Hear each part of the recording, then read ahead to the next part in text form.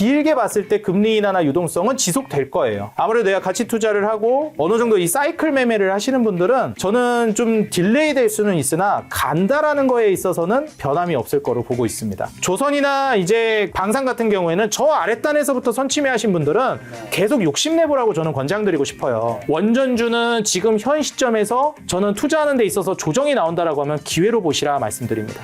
이게 전력 인프라 같은 경우에도요. 저는 좀 더 올라갈 모멘텀은 있다라고는 봐요. 근데 신규 진입은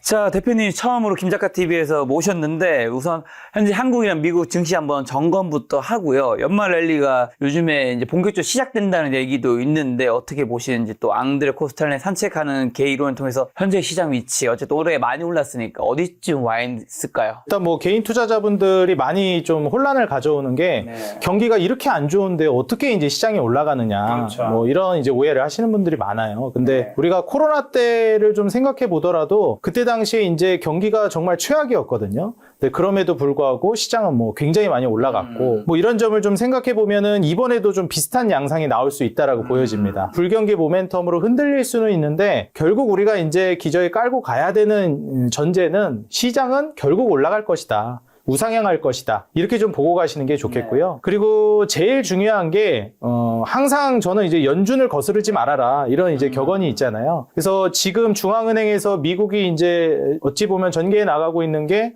계속해서 유동성, 12월 달에 이제 조기 긴축 종료가 있었고, 그리고 이제 내년부터 5월에 연준 의장이 캐비넷 시스로 예상이 되고 있는데 굉장히 비둘기적인 인물이죠. 왕비둘기. 예, 그렇기 때문에 사실 지금 현 시점에서는 뭐 직접 얘기를 하기로도 국민들에게 이자 비용을 낮춰주겠다 이런 얘기를 했을 만큼 금리 인하에 대해서는 의심할 여지는 없을 것 같아요. 근데 이제 많이 우려하시는 게 뭐 코로나 때처럼 뭐 돌발 악재 이런 변수 때문에 좀 떨어지진 않겠느냐 이런 우려들이 나오고 뭐 엔캐리 트레이드 이런 얘기도 나오는데 저는 개인적으로 뭐 엔캐리 트레이드 그런 청산 가능성에 대해서는 가능성이 좀 낮다라고 보는 입장이지만 어찌됐건 경기에 대한 돌발 악재는 코로나 때처럼 그런 악재 뭐 우리가 예측할 수 있는 건 아니니까요. 근데 그런 악재가 나온다 하더라도 시장은 지금 수준보다 훨씬 더 올라갈 것이다. 이렇게 좀 보고 있습니다. 처음 말씀하신 12월 FOMC 이제 이 영상 촬영하고 바로 다음날 이제 아마 이제 금리가 이제 결정되어 있을 텐데 진짜 경기감이 좀 짙습니다. 뭐 이번에 25p 금리는 확실을 하지만 내년 4월까지 금리 인하 단 한 번일 수 있다는 비관론도 있고 하는데 이런 거 좀 어떻게 보세요? 이게 뭐 주마다 좀 바뀌더라고요. 전망들이. 맞아요. 일단 뭐 금리 관련해서도 많이 이제 얘기가 나오고 있는데 우리가 올해만 하더라도 작년 말부터 금리 인하를 미국이 재개했는데 뒤통수 많이 맞았잖아요. 25년도부터는 진짜 유동성 시작된다. 24년 말부터 금리 인하 했으니까 25년도는 이제 뭐 본격화되겠네 했는데 이제 아무래도 관세 이슈 때문에 거의 9개월가량이 이제 스탑 상태가 되어 있었죠. 그렇죠. 거기에다가 이제 또 금리 인하 할라 치니까 또 이제 다들 아시다시피 미국에서 셧다운이 있기도 했고요. 근데 이제 이러한 돌발 악재들을 우리가 좀 산정해 봤을 때는 길게 봤을 때 금리 인하나 유동성은 지속될 거예요. 근데 이제 중요한 거는 이제 금리 인하나 유동성이 풀리면서 지수가 이만큼 올라갈 갭이 있다라고 하면은 이만큼 올라갈 정도를 긴 시간 동안 늘어뜨려서 올라가느냐 짧게 올라가느냐 그 차이지 올라가는 데는 변함이 없다라고 보여집니다. 물론 이제 트레이딩을 하시는 분들이나 좀 단기 매매 하시는 분들은 이렇게 좀 질질 끌리는 것도 굉장히 크리티컬하게 올 수 있기 때문에 이러한 부분은 좀 주의를 하셔야 되겠지만 아무래도 내가 가치 투자를 하고 어느 정도 이 사이클 매매를 하시는 분들은 저는 좀 딜레이 될 수는 있으나 간다라는 거에 있어서는 변함이 없을 거로 보고 있습니다. 자, 오늘 이제 그러면 뭐 섹터별로 유망하게 보시는 거 이제 한번 여쭤보려고 하는데 그 전에 일단 어느 섹터를 좋게 보시는지 먼저 여쭤봐야 돼서 이제 남은 12월도 얼마 안 남았죠. 그리고 내년에 한국 주식 그리고 미국 주식 일단 두 시장 중에서는 어디가 더 좋다고 보시는지랑 각 시장별로 국가별로 어느 유망 섹터를 좀 보시는지. 일단 저는 솔직히 이제 한국 주식 관련해서 계속 강의를 하고 있고 한국 주식만 하고 있는데 그럼에도 불구하고 미국 주식이 훨씬 더 안정적인 건 부정할 수가 없습니다. 그렇죠. 예, 그렇기 때문에 사실 미국 주식이 가져갈 수 있는 장점은 분명히 알고 한국 주식이 그러면은 좀 특화돼서 우리가 이제 좀 메리트를 가져갈 수 있는 요소는 무엇이 있는가? 이걸 이제 보고 가는 게 중요할 것 같아요. 그럼 이제 미국 주식 같은 경우에 다들 아시겠지만 장기간에 걸쳐서 우상향할 거라는 거, 그리고 어찌 보면은 타격이 글로벌 시장에서 온다 하더라도 빨리 회복할 거라는 기대감이 있습니다. 그렇죠. 그리고 뭐 실제로도 그럴 거라고 보고 있어요. 그래서 만약에 우리 그 시청자 여러분들이 투자를 진행한다라고 하시면은 저는 미국 주식 같은 경우에는 진짜 적금식으로 안전하게 이제 계속 매집해가는 전략이 좋다라고 봐요. 근데 이제 한국 주식 같은 경우에는 좀 중소형주 투자한다라는 생각으로 전략을 짜고 가시는 게 좋습니다. 우리가 뭐 SK하이닉스, 삼성전자 잘 갈 거 알지만 조금 지루하다고 생각하는 분들도 있잖아요. 그래서 뭐 현대차, SK하이닉스, 삼성전자 이런 거를 포함시킨다 하더라도 네. 중간중간에 뭐 소부장 종목도 담고 그다음에 자동차, 현대차 그룹만 담는 게 아니라 부품주도 담듯이 그러한 전략으로 한국 시장을 저는 이용해 보시는 게 좋을 것 같습니다. 이제 한국 시장이 좀 메리트를 가져갈 수 있을 만한 게 저는 첫 번째가 국민들의 인식 개선이라고 생각을 해요. 다들 아시겠지만 그 이전에는 뭐 저희 뭐 부모님 세대나 이럴 때만 해도 주식하면은 그 집 아들 괜찮겠어? 그런 좀, 인식이 많았죠. 예, 이런 분위기고 그리고 부동산 한다 그러면은 좀 건실한 청년이네. 좀 이런 인식이었잖아요. 근데 이제 아무래도 국민들의 인식이 많이 바뀌었다고 생각합니다. 이제 코로나 팬데믹이 저는 굉장히 큰 계기가 됐다라고 보고 있고 그때부터 저는 이제 가장 그게 상징적으로 드러났던 게 정치권에서 관심을 갖기 시작했다라는 점이에요. 그래서 지금 많이 좀 불안해하시는 분들은 어떤 걸 또 불안해하시냐면은 상법 개정한다. 그 다음에 이제 한국 시장을 선진화시킬 것이다. 얘기는 하는데 그것도 뭐 정권 바뀌면 또 달라질 수 있는 거 아니야? 뭐 이런 불안감을 가지고 계시는 분들이 있어요. 근데 저는 달라지지 않을 거라고 봅니다. 왜냐면 결국 이제 정치인들도 어느 정도 표가 있어야 당선이 되는 것이고 예민할 수밖에 없기 때문에 그래서 부동산에 엄청 예민하잖아요. 정치인들도. 말 한번 잘못하면 또 큰일 나니까. 근데 저는 이제 증권시장이 그렇게 될 거라고 보고 있습니다. 그래서 부동산은 솔직히 올라도 욕먹고 떨어져도 욕먹는데 증권시장은 심플하잖아요. 오르기만 하면 됩니다. 떨어지면 욕먹고. 그렇기 때문에 이제 정권이 바뀌든지 아니면 뭐 다음 정권 이제 쭉쭉 이제 시간이 흘러가더라도 이제 국민들의 인식 개선이 바뀌었고 이게 또 표심으로도 드러나기 때문에 증권시장을 육성하겠다라는 이 정책의 변화 그리고 흐름은 바뀌지 않을 거라고 보고 있어요. 그래서 장기적으로 이제 코리아 디스카운트가 점차 해소돼 갈 것이다라는 점을 보면 지금 저평가되어 있는 한국 증시는 미국에서 이제 유동성이 시작된다라고 했을 때 낙수 효과를 많이 받을 만한 국가 중에 하나로 보고 있습니다. 자, 그럼 한국 증시에서 뭐 어떤 섹터를 좋게 보시는 거죠? 일단 저는 이제 한국 증시 사이클을 이제 볼 때 보통 저는 이제 한국 주식은 사이클 매매가 많이 어울린다고 말씀드리거든요. 미국 주식은 그냥 계속 장기로 매집하는 게 좋다라고 하면 한국은 이 사이클 따라서 한번 순환매에서 수익을 내고 또 빠졌다가 다시 한번 사이클 올 때 사이클 매매를 하고. 근데 이제 지금 한국 증시 역시도 상승 사이클인데 일정 정도 진행이 돼 있어요. 그래서 맨 처음에 저는 첫 번째 단계에서 우량주, 코스피, 반도체 이러한 쪽이 먼저 움직인다고 이야기를 하고요. 그 다음에 이제 두 번째 단계로 진입을 하게 되면 그때부터 이제 혁신 업종들, 뭐 미국으로 치면 러셀 2000 지수라든지 한국의 이제 중소형주, 코스닥, 제약바이오, 뭐 로봇 이런 쪽이 움직인다라고 봅니다. 지금 딱 그 단계에 와 있는 상황이고요. 여기에서 이제 뭐 딱딱 끊어서 가진 않지만 조금씩 맞물려요. 그래서 이제 3단계로 이제 넘어가게 되면은 경기 민감 업종들, 뭐 자동차라든지 뭐 화학이라든지 인프라라든지 이러한 쪽이 이제 움직이고 거의 저는 피날레라고 봅니다. 그래서 보통 2018년도 당시에도 그랬지만 남북 경협주 한번 강하게 불어오고 나서 이 정부 정책 모멘텀으로 인프라주가 한번 휩쓸고 가면 한 사이클이 저는 거의 끝났다라고 봐요. 그래서 저는 이제 앞으로 좀 올라갈 수 있을 만한 섹터를 본다라고 했을 때 현재 막 움직이기 시작한 자동차뿐만이 아니라 뭐 제약바이오나 로봇도 그렇고요. 그리고 선취매를 고려하시는 분들이라면 2차 전지라든지 자동차 여전히 좋고 화학이라든지 그 다음에 인프라를 한번 보시면 좋을 것 같습니다. 자, 그러면 자동차부터 먼저 여쭤보면 모두가 트럼프 관세 때문에 자동차 수출이 타격을 입을 거라 걱정을 했는데 대표님 오히려 기회라고 본 역발상의 근거는 좀 뭘까요? 저도 이제 개인적으로 뭐 유튜브나 여러 곳에서 이야기 TV 방송에서도 얘기를 할 때 가장 좀 비판을 많이 받았던 것 중에 하나가 이제 관세를 너무 이제 그 우습게 보는 거 아니냐. 좀 이런 의견도 있었어요. 근데 저는 뭐 관세를 너무 과소평가한다기보다는 우리가 생각하는 것만큼 관세가 이제 크리티컬하진 않을 거라고 봤던 거거든요.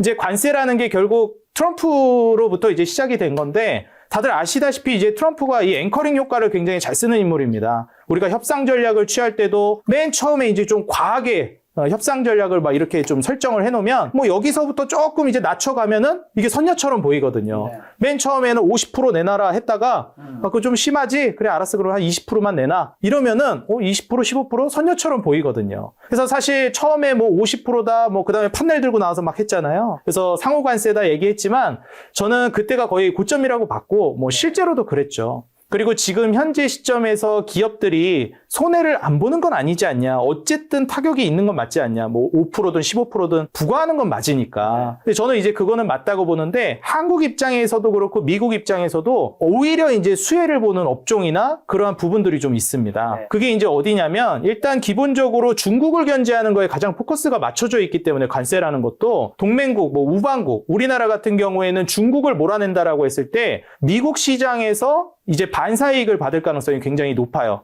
뭐 자동차 섹터도 그렇고 우리나라가 이제 원래 전통적으로 잘 나갔는데 중국이 밀고 들어오면서 타격 많이 받았던 섹터가 조선, 화학, 뭐 철강도 그렇고요. 이러한 쪽이 타격을 굉장히 많이 받았는데 오히려 이번 일을 계기로 해서 저는 자동차 같은 경우에도 그렇지만 조선도 이미 엄청난 강세를 보여줬죠. 네. 이제 미국이 FLNG 분야도 그렇고 중국을 계속 이제 압박을 하다 보니까 한국과 이제 동맹이 견고해지고 이로 인한 이제 성장세도 계속되고 있다라고 봅니다. 그래서 오히려 이제 중국을 밀어내고 한국과 동맹이 이루어지는 이러한 그 분야 같은 경우에는 앞으로도 계속 좋을 거라고 보고 있고요. 무엇보다도 이제 이런 관세를 걷어들임으로써 트럼프가 이제 의도하고 있는 게 이제 소득세를 면제해주겠다 이런 얘기가 나오기 시작했어요. 그리고 이제 내년 들어서면서 이자를 낮추겠다라는 이야기를 했다는 것도 제가 말씀을 드렸죠. 그래서 기준금리를 낮추고 이자 비용을 낮춰주겠다. 네. 차기 연준 의장으로 이제 예상되는 인물도 그런 얘기를 하다 보니까 지금은 경기가 안 좋은데 관세로 인해서 이제 소비자들에게 전가될 거라는 그런 불안감이 있는데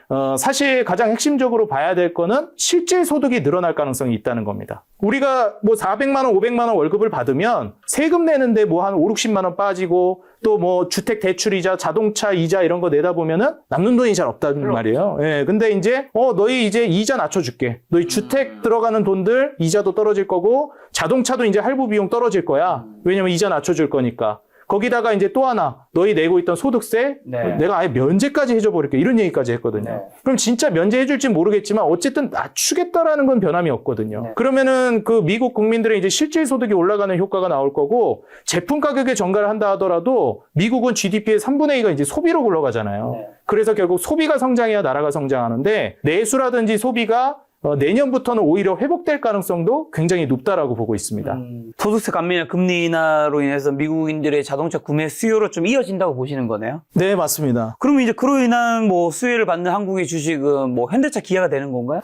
저는 이제 현대차 그룹이 가장 상징적일 거라고 보고 있고요. 아무래도 이제 우리가 경기 민감주를 투자한다라고 하면은 생각해보면 이게 쉬운데 또 어려워요. 뭐 사실 불경기에 사서 호경기에 팔면 되는 것처럼 보이잖아요. 아주 심플합니다. 근데 이제 어려운 요소가 자꾸 작용하는 게 뭐냐면 불경기에 이제 매수해서 호경기에 사면 수익이 나기는 하는데 그때 그냥 망해버리는 경우가 생겨요. 네. 아니면은 사업이 완전히 쪼그라들어 버리거나 진짜 어려워지니까 이 경기에 민감하게 반응하니까 타격이 크게 오는 거죠. 그래서 이러한 이제 좀 어려운 측면이 있고 또 매수 타점을 잡을 때 생각보다 너무 빨리 올라갑니다.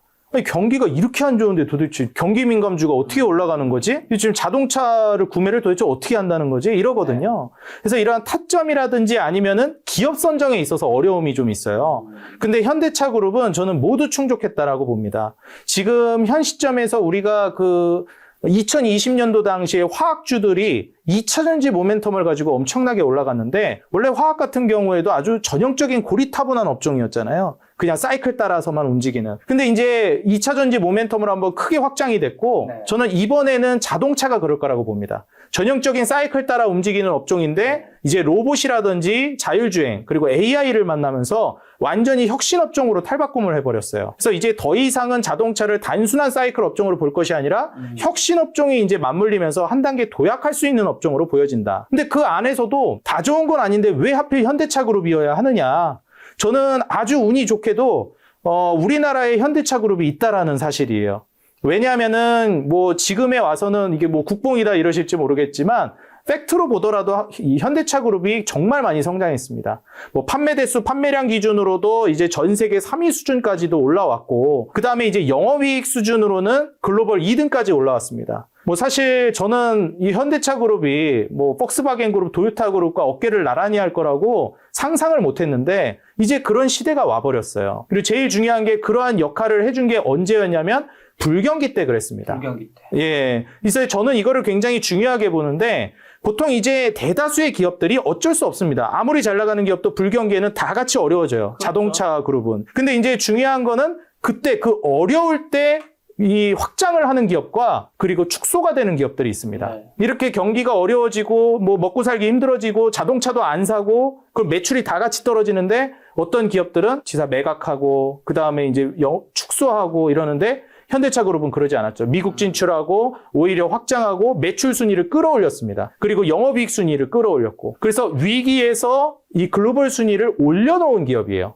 그냥 제자리에 있었으면 제가 이렇게까지 좋게 얘기는 안 하는데 네. 순위를 끌어올렸다는 게 중요합니다. 그래서 불경기 때 이 외형 확장을 해놓고 점유율 파이를 먹어놨기 때문에 이제 시장이 커지면 어떻게 되겠습니까? 그 점유율만큼 이제 확장돼서 다 먹는 거거든요. 근데 이때 쪼그라든 기업들은 그 확장되는 것만큼 다 수혜를 가져가기가 어려워요. 그래서 이런 점을 감안해 보면 현대차 그룹의 현재 그 미국 투자라든지 혁신은 특히나 한국이 지금 고환율이라는 시대에 접어들었기 때문에 달러를 벌어온다는 점에서도 훨씬 더 생존력이 높고 성장성이 뛰어난 그룹이라고 보고 있습니다. 현대차 그룹이 말씀하신 데 과거 불경기 때 오히려 점유율 높이고 체질 개선에 성공했다고 말씀해 주셨는데 구체적으로 어떤 데이터가 이를 증명하는 거죠? 아무래도 이제 글로벌 순위에서 매출 순위 끌어올린 게 이제 가장 대표적이라고 볼 수 있을 거고요. 그 다음에 이제 영업이익 순위를 원래 이제 뭐 3등, 4등 하고 있는 순위였는데 2위까지 이제 끌어올렸거든요. 그래서 이제 도요타 그룹까지 이제 막 바짝 추격하면서 가고 있기 때문에 사실 이러한 데이터만 이제 보더라도 앞으로 이제 성장 랠리는 뭐 이어지지 않을까. 지금 이제 확장해 놓은 이런 데이터를 기반으로 좀 올라설 수 있을 거라고 봅니다. 근데 현대차 그룹에도 뭐 다양한 주식이 있잖아요. 그렇죠. 그 중에서도 어떤 것들을 좋게 보시는 건지 그러면?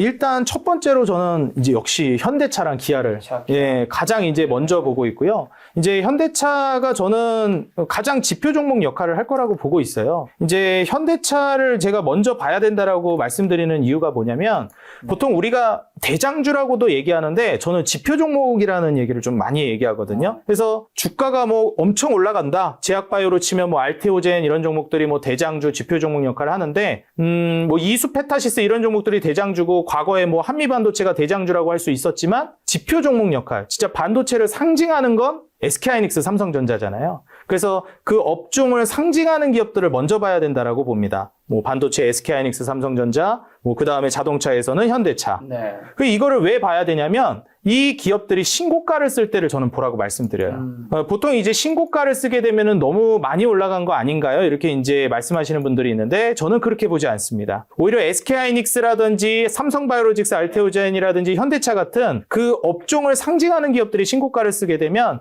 그때부터는 이제 추세를 타고 올라가는 경향이 훨씬 더 크고 완전히 다른 국면으로 넘어가거든요. 네. 그리고 그렇기 때문에 이제 현대차 그룹이 최근에 2024년 이제 고점을 갱신하면서 신고가 영역으로 접어들었습니다. 최근에 좀 눌림목이 나오기는 했는데 이 구간에서 저는 오히려 이제 매수하기 좋은 자리라고 보고 있어요. 그러면 이제 단순히 현대차를 공략하는 것도 좋겠지만 저는 현대차 그룹은 전부 다 좋게 봅니다. 그래서 우리가 흔히 얘기하는 현대차나 이제 기아뿐만이 아니라 다들 아시다시피 이제 현대모비스 같은 경우에는 또 하나 생각을 하고 가야 될 만한 포인트가 일단 외국인 보유 비중이 점점 늘어나고 있습니다. 과거에서부터 진짜 지속적으로 늘어나고 있기도 하고 이거를 더 과거로 끌어보게 되면 이게 몇 년 동안 매집이 시작된 거거든요. 23년도부터 계속 이제 수년간 이제 매집이 진행됐고 중요한 게 이제 자동차가 단순한 자동차가 아니라 로보틱스 사업, 그 다음에 첨단 산업으로 넘어가고 있는 거를 우리가 주목해야 된다라고 말씀드렸는데 현대모비스가 거기에 정수라고 볼 수 있습니다. 다들 아시다시피 이제 현대모비스에서 로보틱스 사업을 전개하겠다라고 이제 이야기를 했기 때문에 로보틱스 사업의 이제 중심이 될 거라고 보고 있고요. 그 다음에 여기에 해당되는 솔루션 사업을 이제 전개해 나가고 소프트웨어 쪽으로 가게 되면 현대 오토에버. 아무래도 이제 자율주행 종목으로 과거부터 이제 한 번씩 주가가 튀는 모습을 보여줬었는데 이제는 뭐 자율주행뿐만 아니라 이제 로봇에 대한 소프트웨어라든지 이러한 모멘텀까지 이제 받을 수 있겠죠. 그래서 이러한 기업들을 한번 보시게 되면 재무 차트상으로 봤을 때 현대 오토에버의 이 영업이익 성장세 그리고 전망치 이게 1, 2년에 걸쳐서 완성된 것이 아니라 지금 수년에 걸쳐서 완성되어 가고 있다는 겁니다. 이게 이제 내년, 내후년 그리고 27년 이후까지도 이어질 거를 감안해 보면 지금의 신고가를 쓰는 영역은 스타트 라인으로 보고 있는 거죠. 그래서 현대 모비스 역시도 마찬가지입니다. 보시다시피 영업이익과 순이익 캐파가 기하급수적으로 늘어나기 시작했죠. 이렇게 되면은 이제 여기뿐만 아니라 현대 위아 같은 이제 협력 업체들도 당연히 수혜를 받을 수밖에 없고 그리고 이제 현대 글로비스 같은 이런 기업들도 지금 막 신고가를 쓴 단계거든요. 오히려 이제 현대글로비스 같은 이런 기업들은 지금 신고가를 막 쓰기 시작한 이런 지점들이 매수하기에 괜찮은 자리라고도 보여지기 때문에 현대차그룹은 어떤 기업을 봐도 지금보다는 주가가 올라가 있을 것이라고 저는 전망합니다. 그 중에서도 뭐 지금 언급해 준 현대차기아, 현대오토, 현대모비스, 현대유야, 현대글로비스인데 그 중에서 좋게 보는 거는 단연권 뭐 현대차인 건가요? 네, 아무래도 이제 초보 투자자이고 내가 네. 좀 상징적인 기업을 가져가겠다라고 하면 저는 현대차를 가장 우선적으로 보시는 게 좋을 것 같습니다. 그러면 현대차 그룹에 또 눈여겨봐야 될 자동차 부품 관련주 중에 저평가된 곳이나 꼭 확인해야 될 뭐 재무지표 같은 건 있을까요?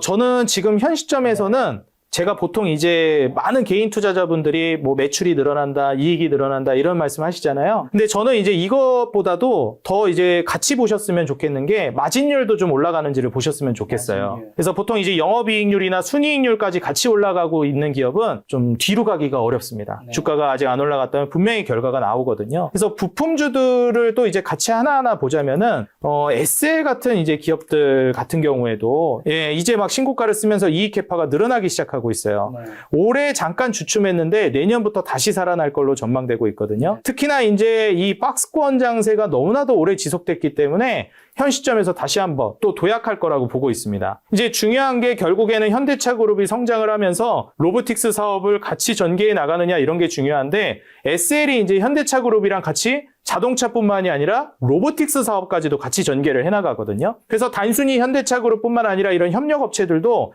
그냥 협력업체인지 아니면 로봇 사업까지 같이 전개해 나가는 협력업체인지를 보시는 게 중요할 것 같고요. SL이 이제 거기에 해당된다라고 볼 수 있겠습니다. 뭐 헤드라이트라든지 이런 그 조명이라고 해야 되나요? 그런 이제 센서나 조명을 이제 담당하는데 로봇에 들어가는 것도 이제 SL이 담당할 걸로 기대되고 있습니다. 그래서 지금 현재 기업 분석을 한번 살펴보시게 되면 이익이 이제 신고가를 쓰니까 당연히 주가가 이제 따라가는 거 우리가 기대해 볼 수 있겠는데 올해 이제 좀 주춤했어요. 영업이익이나 순이익이 작년 대비해서 좀 줄었거든요. 근데 이제 내년부터는 다시 살아날 걸로 전망하고 있습니다. 심지어 이제 2024년도가 고점을 찍었던 시기인데 이때가 영업이익이 3,900억대를 찍어줬어요. 근데 내년부터는 4,100억대, 그리고 내후년에는 이제 4,600억대를 전망하죠. 그리고 순이익도 3,600억에서 4,000억대까지 전망하는데 중요한 거는 여기에서 단순히 이제 그 매출이나 이익만 늘어나는 것이 아니라 제가 말씀드렸던 영업이익률과 순이익률도 같이 증가한다는 겁니다. 그래서 보시게 되면 7.95%까지 이제 찍었던 한 7.98까지도 이제 영업이익률이 찍어줬었거든요. 근데 이제 7.18까지 이제 올해 떨어지고 내년부터는 7.7, 8%대까지 이제 마진율도 올라갈 걸로 전망됩니다. 순이익률도 이제 거의 7% 근사치까지 갈 걸로 전망이 되기 때문에 지금 수준에서 이제 마진율 성장을 좀 비교해 보면 PER도 한 5배를 전망하고 있어서 지금 좀 저평가되어 있는 종목 중에 하나라고 봐요. 보통 이제 많은 투자자분들이 저평가를 얘기할 때 저 PER이면 저평가 아니에요? 한 PER 10배 이하면 저평가 아니에요? 이렇게 말씀하시는데 저는 그거는 이제 저평가의 함정에 이제 좀 빠져들 위험이 있습니다. 이제 싼 게 비지떡이라고 그렇게 좋게 보진 않아요. 그러면은 단순히 PER이 낮으면 좋긴 한데 뭐랑 좀 비교하셨으면 좋겠냐면 보통 우리가 이제 업종 PER이라고 그래서 제약바이오 같은 경우에는 원래 업종 특성상 PER이 높잖아. 그러니까 업종 대비 PER이 낮으면은 그 종목은 좀 PER이 높아도 저평가야. 이렇게 이제 평가를 해요. 그런데 이제 저는 오히려 그것보다도 그 기업의 마진율 대비 PER이 낮냐를 보시라고 말씀드립니다. 그래서 이제 SL 같은 경우에는 한 8% 정도 영업이익률을 전망하는데 이제 PER이 5배를 보고 있잖아요. 그럼 이 정도면 8% 정도면은 한 8배 가도 된다는 거예요. 만약에 이제 뭐 이게 한 40배, 50배 된다, 뭐 40%, 50% 된다 그러면은 PER 한 20배 가도 저는 저평가라고 봅니다. 그래서 좀 다른 얘기지만 SK하이닉스 같은 경우에도 요즘에 뭐 고평가되어 있는 거 아니냐 이런 얘기가 많잖아요. 저는 너무 싸다고 봐요. 싸다. 네, 물론 이제 지금 현재 순이익률이 54%까지 갔다가 내후년부터 다시 좀 다운될 걸로 예상은 돼요. 그럼 여기에 대한 우려감이 있을 순 있으나 장기적으로 봤을 때 이 마진율이 비슷하게 유지된다라고 하면 54%, 44% 정도가 영업이익률, 순이익률로 예상되는데 PER이 6배를 전망합니다. 저는 지금 현재 SK하이닉스 주가에서 한 2배에서 3배를 가도 저평가라고 봐요. 그래서 지금 현재 SK하이닉스가 신고가 가고 너무 비싸다?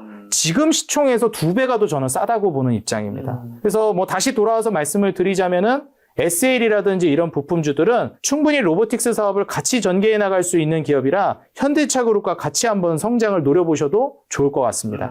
또 뭐 HL 만도 코리아 FT도 좀 좋게 보셨던 것 같은데 지금도 그런 의견은 같은 상황인가요? 네, 맞습니다. 뭐 일단 HL만도 같은 경우에는 네. 방금 말씀드렸던 이 SL 대비해가지고 영업이익률, 순이익률 대비해서 PER이 뭐 엄청 저평가되어 있다. 이 정도는 아니에요. 그렇지만 이제 성장성 모멘텀을 보면서 기대해 볼 만하다라고 생각하거든요. 네. 그래서 지금 차트를 보더라도 고점 대비해서 조정이 충분히 나오고 나서 반등을 주고 있는데 HL만도 같은 경우에는 다들 아시다시피 이제 원래 이제 기계 부품에서 좀 전장 부품 쪽으로 많이 옮겨가는 걸 성공했어요. 그래서 나중에 이제 자동차가 점점 전자화가 된다라고 했을 때 뭐 브레이크 같은 경우에도 뭐 전자식 제어 시스템이나 이런 것들이 많이 도입이 되고 있잖아요. 네. 그래서 뭐 포르쉐 같은 경우에도 그렇고 전통적으로 이제 내연기관으로 유명했던 이 콧대 높은 자동차 기업들도 이 어찌 보면은 전장 부품에 대한 이 도입이 적극적으로 이루어지고 있기 때문에 앞으로 이 흐름을 막을 수는 없다고 봅니다. 그런 부분에서 뭐 ABS라든지 EPS라든지 이런 전자식 시스템들을 도입하고 있는 만도의 이제 사업 부분이 앞으로 같이 이제 성장할 거라고 보고 있고 마찬가지로 이제 로봇 사업을 같이 전개해 나갈 만한 기업이에요. 근데 아쉬운 거는 앞서 말씀드렸듯이 현재 마진율 성장 기대치보다도 PER이 엄청 저평가되어 있다라고 보여지지는 않는다. 그렇지만 올라갈 모멘텀은 있다라고 봅니다. 네. 그리고 이제 마지막으로 코리아 FT 같은 경우에는 가장 제가 좀 괜찮게 보고 있는 기업 중에 하나예요. 아무래도 이제 코리아 FT는 앞서 말씀드렸던 지배주주 순이익률이랑 그 다음에 영업이익률이 7.8%, 6.9%까지 전망을 하고 있는데 PER이 3.8배, 그리고 PBR도 0.6배를 보고 있습니다. 네. 근데 지금 이제 영업이익과 매출, 순이익 모두 우상향하고 있고 이건 뭐 재무 차트로도 다 드러나고 있어요. 보통 저는 이제 이렇게 역사적 최고치 영업이익과 순이익을 갱신하고 있는데 주가가 신고가를 쓰면 오히려 그 구간이 매수 타점이라고 봅니다. 그래서 지금 현 시점에서 코리아 FT 같은 경우에는 신고가를 쓰고 있는 현재 지점이 굉장히 좋은 타점이라고 보고 있어요. 뭐 조정이 좀 나오고 이럴 수는 있겠으나 장기적으로 봤을 때 자동차 성장의 모멘텀을 기반으로 봤을 때 충분히 올라갈 수 있다라고 봅니다. 그래서 지금 전고점 부근 아래로 아직은 떨어지진 않았는데 최근에 주가 올라간 것도 역시나 외국인들의 강력한 수급을 기반으로 올라갔고 지금 외국인 보유 비중 자체가 50% 정도까지 올라왔습니다. 애초에 지금 외국인들이 거의 절반을 가지고 간다라는 것이기 때문에 저는 나중에 이제 성장 모멘텀을 가져간다라고 했을 때 현재 시가총액 2,300억은 너무 저렴하다라고 보고 있어요. 보통 이렇게 시가총액이 작은 기업들이 외국인 보유 비중이 이렇게 많은 기업이 잘 없거든요. 근데 이제 시가총액이 이렇게 낮은데도 불구하고 외국인 보유 비중이 거의 절반까지 간다라는 것은 저는 추후에 모멘텀 자체가 굉장히 강력하게 불어올 만한, 물론 이제 변동성이 크고 시총이 낮기 때문에 안정성은 떨어질지언정 기대 수익률 자체는 가장 높은 자동차 관련 기업으로 보고 있습니다. 만도는 외국인 비중이 줄어들고 있었던 것 같은데. 네, 맞습니다. 그래서 이 부분이 조금 아쉬운 포인트예요. 그래서 앞서 말씀드렸듯이 물론 이제 로봇 사업이라든지 그 다음에 성장 모멘텀은 충분히 있을 거라 업황 분위기가 좋다 보니 충분히 같이 갈 것 같은데 외국인 보유 비중이 최근에 좀 줄었다라는 거랑 그 다음에 추가적으로 이제 마진율 대비해서 PER이 그렇게 저평가되어 있지는 않다는 점에서 좋게 보고 있기는 하지만 코리아 FT나 SL 대비해서는 비교적 안 좋게 보고 있습니다. 그럼 내년에 자동차주 섹터를 좋게 보시는데 그러면 시청자분들이 투자하실 때는 오늘 언급된 종목 중에서 좀 찾으면 될까 아니면 또 그 외에도 있나요? 저는 이 안에서 우선적으로 좀 보시는 게 좋을 것 같습니다. 자, 이제 두 번째 그러면 이제 좋게 보시는 섹터로 제약 바이오랑 로봇 한번 여쭤보려고 하는데 요즘 연기금이 로봇과 바이오주 담고 있던데 그 이유랑 요 섹터 개인이 따라서 괜찮을까요?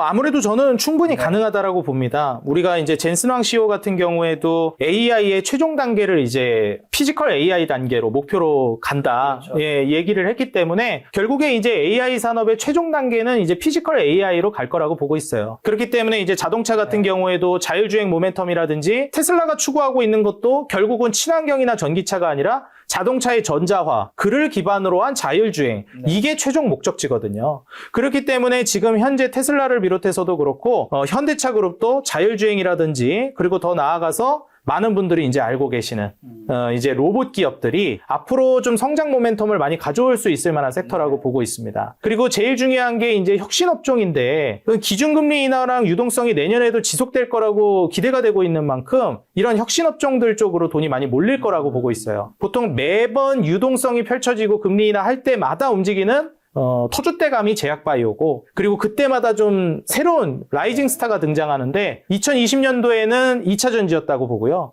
이번에는 피지컬 AI, 로봇과 자율주행이라고 보고 있습니다. 근데 다들 아시다시피 자율주행은 도입이 될 거라고는 보지만 국가마다 또 이제 그 법률이라든지 규제가 또 상이할 수가 있고요. 아무래도 좀 사고라든지 안전 문제가 좀 예민해질 수 있기 때문에 저는 로봇 도입이 훨씬 더 적극적으로 이루어지지 않을까 개인적으로 생각하고 좀 빨리 이루어질 거라고 보고 있는 입장입니다. 그 로봇을 이제 이번 금리 인하 사이클 또 라이징 스타라고 표현하시던데 로봇 산업이 근데 지금 돈을 벌고 있는 사업이 되고 있나요? 아직 한국에서? 아직 안타깝게도 그 정도 단계라고 보여지진 않습니다. 그리고 이제 로봇 같은 경우에는 그래서 많이 우려를 하고 계시는 게 아직 이익을 제대로 내고 있지도 못하고 그러니까요. 특히나 한국이 로봇 사업에 있어서 진짜 실질적으로 수혜를 받을 만하냐 여기에 대해서 이제 의문점이 많으세요. 저 역시도 아직은 그 정도 단계라고 보거든요. 좀 의문점이 있고 뭔가 제대로 도입되는 단계라고 보지는 않습니다. 근데 어찌됐건 이제 미국에서부터 시작되는 이 AI 단계의 최종 단계이기 때문에 대기업들은 이 그 카테고리에서 벗어날 수가 없어요. 로봇 도입이라는 것은 사실 이제 생존의 문제로 들어가기 때문에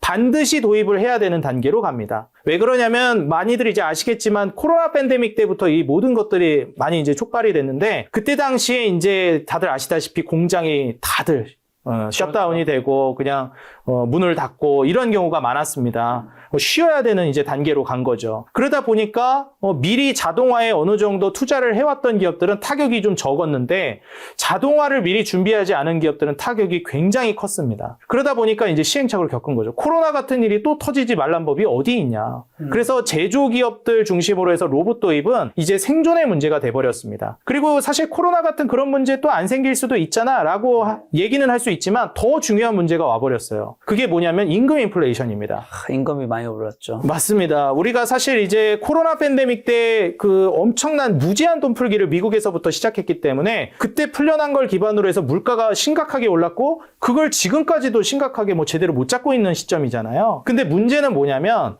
보통 인플레이션의 가장 마지막 단계에 오는 걸 우리가 임금 인플레이션이라고 얘기해요. 우리가 보통 내 월급 빼고 다 오른다 이런 얘기 하잖아요. 근데 그게 지극히 정상입니다. 경제 논리에서는 원래 임금이 마지막에 올라요. 그렇기 때문에 이 임금 인플레이션이 이제 다가오는 시점으로 오는데 그 지점에 무슨 일이 발생했냐면은 다들 아시다시피 이제 미중 간의 갈등이 생겨버렸습니다. 네. 그래서 이제 더 이상은 저렴한 노동력으로 생산하는 그 기존의 질서가 무너져 버렸어요. 리쇼어링 정책까지 해서 이제 미국으로 넘어가고 심지어 불법 이민자들도 이제 쫓아내는 단계로 갔기 때문에 진짜 저렴한 노동력이라는 게 매우 어려워지는 단계로 갔습니다. 그렇기 때문에 이제 각종 기업들, 특히나 이제 대기업들이나 글로벌 기업들이 생존 문제에서는 이 임금을 감당할 수 없는 수준으로 가겠다. 차라리 이 임금 수준을 맞춰주느니 로봇과 자동화에 돈을 투입하는 게 낫겠다라는 지점으로 가버린 겁니다. 보통 창조적 파괴라고 많이 얘기하는데 정말 파괴적인 임금 인플레이션이 로봇 도입의 속도를 저는 빠르게 밀어붙였다라고 보고 있습니다. 뭐 인건비 상승과 인구 구조 변화 등도 로봇 산업의 성장을 이제 좀 더 덧붙였을 텐데 특히 그러면 어떤 분야 로봇 기업을 주목해야 되는 거죠? 저는 이제 개인 투자자분들이 그렇기 때문에 로봇이 필수라는 건 알겠지만 여전히 남아있는 우려. 한국에서 그래서 로봇 기업이 괜찮겠느냐. 이익도 잘 못 내고 있는데 이거 괜찮겠느냐. 결국 이제 혁신업종들이 다 그런 문제를 어떻게 충족시켜주느냐가 저는 온다고 봅니다. 2차 전지도 지금에 와서는 비슷한 맥락인데 2차 전지 관련된 종목들 엄청나게 많은 종목이 올랐지만 결국 지금에 와서 살아남은 기업들은 아시다시피 대기업들이에요. 네. LG그룹에서 전개하는 LG엔솔 화학이라든지 삼성의 삼성 SDI라든지 SK온 결국 SK, LG, 삼성 이런 쪽이잖아요. 네. 더 나아가서 에코프로 그룹지나 LNF 정도 대표적으로 살아남은 기업들이라고 봅니다. 근데 이제 중요한 건 로봇도 비슷할 거라고 봐요.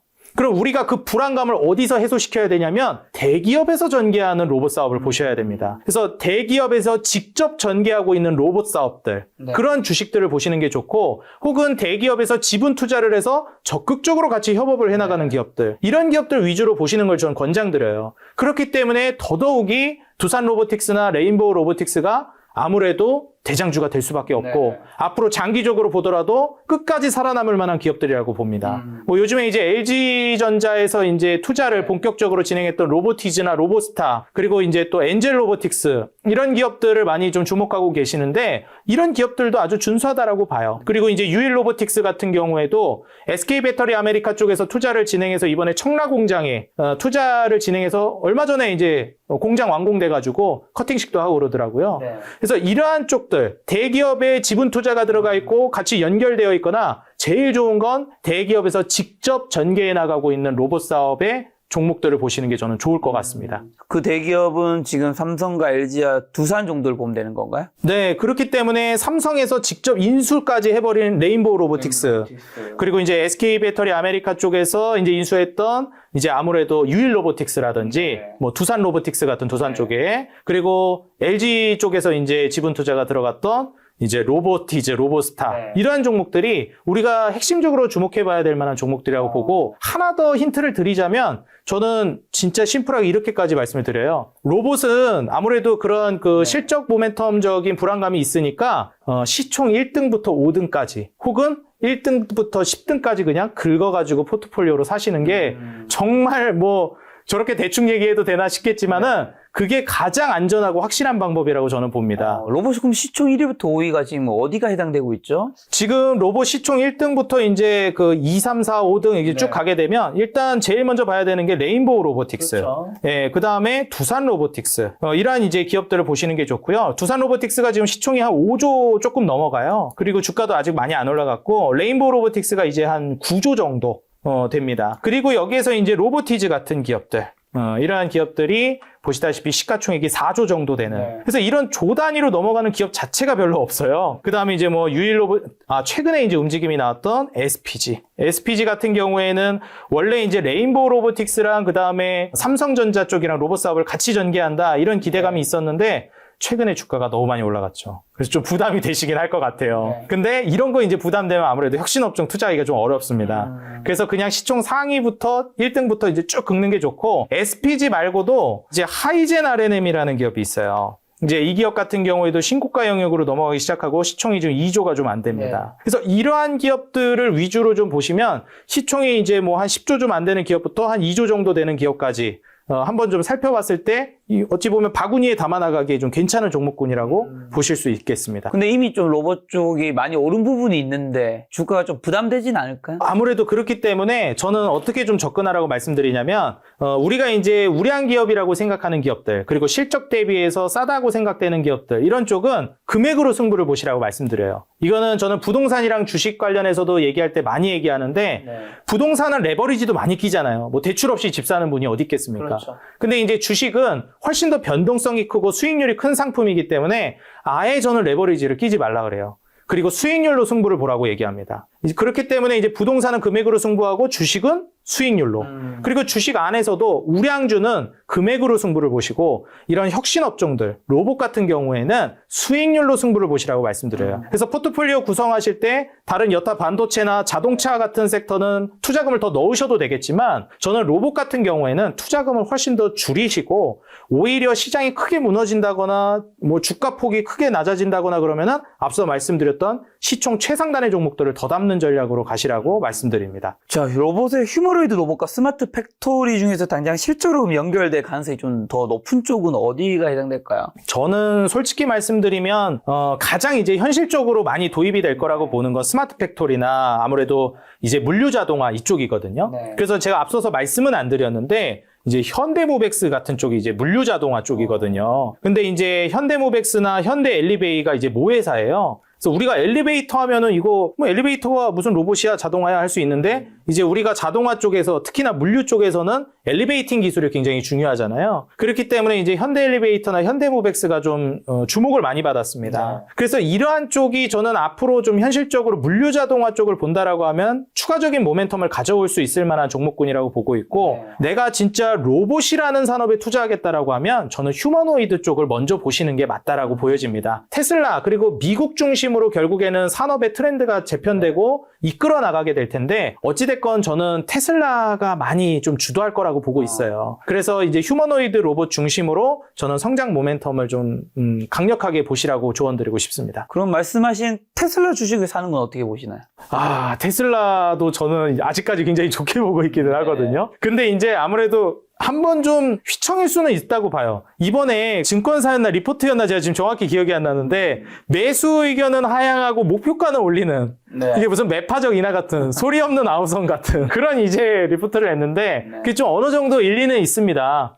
과거 이제 SK하이닉스 같은 경우에도 뭐 목표 주가 하향한다거나 매수 의견 하향한다거나 이런 건 있어도 장기적으로는 좋다고 보는 이런 의견들이 있었거든요. 테슬라도 장기적으로는 성장 모멘텀이 충분하다고 보는데 지금 아무래도 변동성도 크고 조금 불안한 요소, 전기차 판매라든지 이런 것들에 있어서 좀 위축될 수는 있으니 아무래도 매수 의견을 하향한 것 같아요. 실제로 그런 식으로 설명을 하기도 했고요. 근데 장기적인 혁신 모멘텀이나 AI를 기반으로 한 성장은 여전하기 때문에 오히려 목표가를 올리는 모습을 보여줬습니다.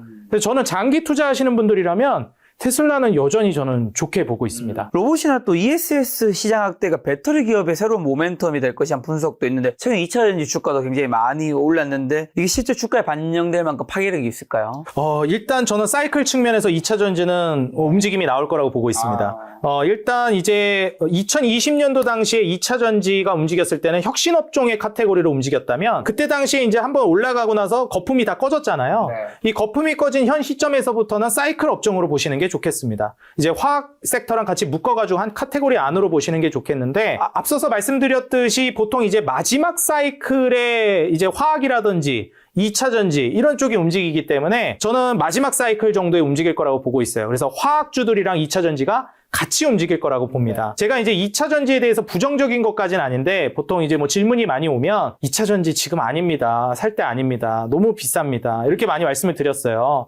그런데 이제 제가 로봇이랑 비교하면서도 2차 전지보다 한 10배 파급력이 있을 것이다. 이런 얘기도 많이 했고 그때마다 이제 2차 전지 주주분들 뭐 안 좋아하셨겠지만 저는 이제 2차 전지는 어쨌든 사이클로 넘어가는 거기 때문에 그때 당시 안 좋게 봤어요. 금리 인하도 자꾸만 이제 스탑되고 이러니까요. 근데 기준금리 인하가 다시 시작됐고 사이클 상으로 이제 2단계에서 3단계로 넘어가는 구간 그러한 지금 과정에 있기 때문에 화학이라든지 2차 전지가 올해 연말에서 내년 초까지는 매수하기에 너무 좋은 자리라고 보고 있습니다. 특히나 최근에 이제 에코프로 그룹주 중심으로도 그렇고 LNF의 외국인 매수세 그리고 주가 상승도 두드러지고 있기 때문에 이걸 기반으로 본다라고 하면 뭐 다른 우량주들 LG엔솔이나 삼성 SDI 기반으로 전체적인 2차 전지 모멘텀이 불어올 거라고 보고 있어요. 그리고 말씀해 주신 것처럼 ESS라든지 그다음에 로봇 이런 데도 이제 2차 전지 그다음에 ESS 분야가 쓰임이 있을 것이기 때문에 확장성은 앞으로 훨씬 더 커질 거라고 봅니다. 어찌됐건 자동차가 이제 훨씬 더 지금보다는 전자화될 거고 로봇이라는 모멘텀까지 같이 갖춰지기 때문에 2차 전지 성장성이 꺾일 거라고 보진 않아요. 다만 이전에 너무 많이 올라갔기 때문에 거품이 꺼지고 나서 사이클상으로 올라가는 구도에서 우리가 어떻게 볼 것이냐. 근데 시점까지도 이제는 맞아떨어졌기 때문에 매수해도 좋을 것 같다 말씀을 드립니다. 말씀하신 에코프로만 한번 차트 한번 볼까요? 네, 일단 최근에 급등 한번 했던 것 같은데. 맞아요. 이제 에코프로 같은 경우에 그래서 이제 외국인 매수세도 강력하게 들어오면서 급등을 했거든요. 그래서 에코프로뿐만이 아니라 에코프로 BM 정도까지는 저는 투자를 해보셔도 괜찮다라고 봅니다. 그리고 여기에서 이제 LNF 같은 경우에도 외인 매수세도 굉장히 좀 많이 유입이 됐거든요. 근데 이제 중요한 거는 LNF 같은 경우 아직 제대로 주가 슈팅이 안 나왔어요. 그래서 내가 만약에 선취매를 원한다. 이미 올라간 종목을 별로 안 좋아한다 하시는 분들은 LNF 같은 종목을 주목해 보시는 거 좋을 것 같고 나는 돌파 매매를 좋아한다. 대장주 좋아한다 하시는 분들은 에코프로와 에코프로 BM, 특히 에코프로 이쪽을 좀 보시는 게 좋을 것 같아요. 근데 말씀드렸듯이 이제 LG 에너지 솔루션과 뭐 삼성 SDI가 가장 상징적인 기업이잖아요. 근데 이제 LG 에너지 솔루션은 조금 아쉬운 게 LG 화학 쪽에서 이제 지분 매각해서 현금화한다라는 얘기가 나왔기 때문에 조금 위축되는 게 있었습니다. 근데 어찌됐건 2차 전지 섹터가 간다라고 했을 때 지표 종목은 LG 엔솔이라고 봐요. 뭐 대장주는 에코프로 그룹이 될지언정 상징하는 기업이라고 보거든요. LG 에너지 솔루션이. 그렇기 때문에 2차 전지가 갈 때 LG 에너지 솔루션이 안 갈 거라고 보지는 않습니다. 그리고 이제 삼성 SDI 같은 경우에도 마찬가지죠. 후발주자로 같이 충분히 따라갈 수 있다라고 보기 때문에 추석 연휴 끝나고 한 차례 슈팅이 나왔어요. 대부분 이런 식입니다. 삼성 SDI도 그렇고 LG 엔솔, 뭐 에코프로나 에코프로 BM도 보시다시피 추세가 한번 끝나고 나서 바닥치고 이제 막 고개를 드는 단계예요. 그래서 내년 그리고 그 이후까지 좀 길게 보시는 분들은 지금 그렇게 겁먹지 않고 진입을 하셔도 되는 구간이라고 말씀드립니다. 저희는 좀 바이오 또 여쭤보려고 하는데 나스닥 생명공학 지수가 신고가도 갱신하고 있는데 이런 것들이 한국 바이오 시장에는 좀 어떤 시그널을 좀 주고 있을까요? 아무래도 이제 나스닥 생명공학 지수가 이제 미국에서부터 네. 가장 이 제약 바이오 트렌드를 반영하고 있는 업종이다 보니까 네. 주목할 수밖에 없는데 최근에 이제 다우라든지 나스닥 그다음에 뭐 S&P 500 반도체가 뭐 좀 부진한 모습을 11월 달에 보여줬습니다. 네. 근데 이제 나스닥 생명공학 지수 같은 경우에를 이제 보게 되면 이제 11월 달에 다른 이제 미국의 전체적인 지수가 부진하고 특히나 이제 AI 관련된 고점 논란이 나오면서 조정 나올 때 오히려 이제 들어올리는 모습을 보여줬어요. 근데 이제 아이러니하게도 12월 달에 증시가 반등 주는데 나스닥 생명공학 지수는 좀 조정이 나옵니다. 뭐 여러 가지 이유가 있겠지만 다른 섹터들이 올라갈 때 이제 그 못 올라갈 때 올라갔고 지금 다시 또 AI가 붐이 일어날 것 같으니까 좀 수급을 뺏긴 거 아니냐? 이런 의견도 있고 사실 지금 현 시점에서 미국의 유동성이 조금 말라붙고 있다라는 표현도 하고 있기는 해요. 근데 이제 미국 그 정부 쪽에서 재무가 이제 좀 늘어나고 있거든요. 잔고 자체가 늘어나고 있기 때문에 그런 점을 좀 고려해 보면 지금 현재 나스닥 생명공학 지수가 앞으로 이 금리 인하를 좀 진행하고 나서 좀 보여지지 않을까. 이러한 얘기들도 합니다. 근데 뭐가 됐건 간에 저는 이제 중요한 걸 뭘 보냐면 미국 주식은 뭐 한국도 그렇겠지만 더더욱이 저는 신고가 쓸 때부터 보라고 말씀드려요. 네. 근데 이제 지금 나스닥 생명공학 지수 같은 경우에는 신고가를 이제서야 썼습니다. 이게 반도체 지수랑 비교하면 더 와닿는데 이 필라델피아 반도체 지수를 보시게 되면은 코로나 팬데믹 때 찍었던 고점 그때를 이제 언제 갱신해 줬냐면 2023년도에 한번 저항을 맞고 2023년 말에 돌파를 해줬어요. 네. 그리고 한번 조정이 나왔다가 이때 형성했던 고점을 또다시 한번 뚫어주는 지점이 있는데 그게 25년 말이었습니다. 이때가 공교롭게도 23년 말 그리고 25년 중순부터 AI 모멘텀 그리고 반도체 모멘텀이 엄청나게 광풍을 불었던 시기예요. 그렇기 때문에 이렇게 신고가를 갱신하는 지점부터 투자를 해도 늦지 않는다라고 말씀드립니다. 좀 이제 뭐 어떻게 보면 얌생이 매매 같이 이제 보이지만 오히려 신고가 쓰는 거 보고 들어가도 늦지 않는다는 거죠. 근데 이제 이렇게 두 번이나 신고가를 갱신했던 반도체 지수와 달리 나스닥 생명공학 지수 같은 경우에는 이제서야 코로나 팬데믹 때 형성했던 고점을 돌파를 해줬어요. 그래서 지금 현 시점에서 보시게 되면 이때 한번 싼 고점을 찍으면서 코로나 팬데믹 때 좀 저항을 맞았었는데 이때 무너지고 나서 24년도에도 올라가나 싶었습니다. 뭐 24년 말부터 기대를 많이 했어요. 24년 말부터 다들 아시다시피 중순부터 금리 인하 얘기가 나왔거든요. 그래서 그 이전부터 올리기 시작했는데 웬걸 금리 인하 좀 하다가 트럼프 당선되면서 이제 관세 얘기 나오니까 완전히 무너지고 여기서부터 이제 신고가를 쓴 게 최근입니다. 그렇기 때문에 앞으로 이제 내년에도 유동성이 확보될 거라는 거를 우리가 알고 있기 때문에 뭐 길어지든 짧든 어쨌든 유동성이 될 거라는 거는 막을 수 없거든요. 네. 뭐 기정사실합니다. 이게 왜 그러냐면 뭐 이것도 좀 첨언을 하자면 이번에 그 미국이 12월에 조기 긴축 종료를 했습니다. 했죠. 네. 근데 이제 조기 긴축 종료라는 말이 의미하는 게 그냥 긴축 종료도 아니고 조기잖아요. 조기에 끝냈다라는 겁니다. 그러면은 긴축을 다시 할 거라면 조기에 할 필요가 있을까요? 그냥 좀 더 지켜보면 되지. 그렇죠. 그래서 사실 긴축에서 지금 중립으로 와 있는 단계인데 조기에 중립으로 온 겁니다. 다시 긴축으로 갈 가능성이 거의 저는 제로에 수렴 한다고 봅니다. 유동성으로 갈 확률이 높지. 그렇기 때문에 그러한 관점을 좀 본다라고 하면 내년의 유동성은 저는 어느 정도 깔고 가셔도 좋을 것 같다.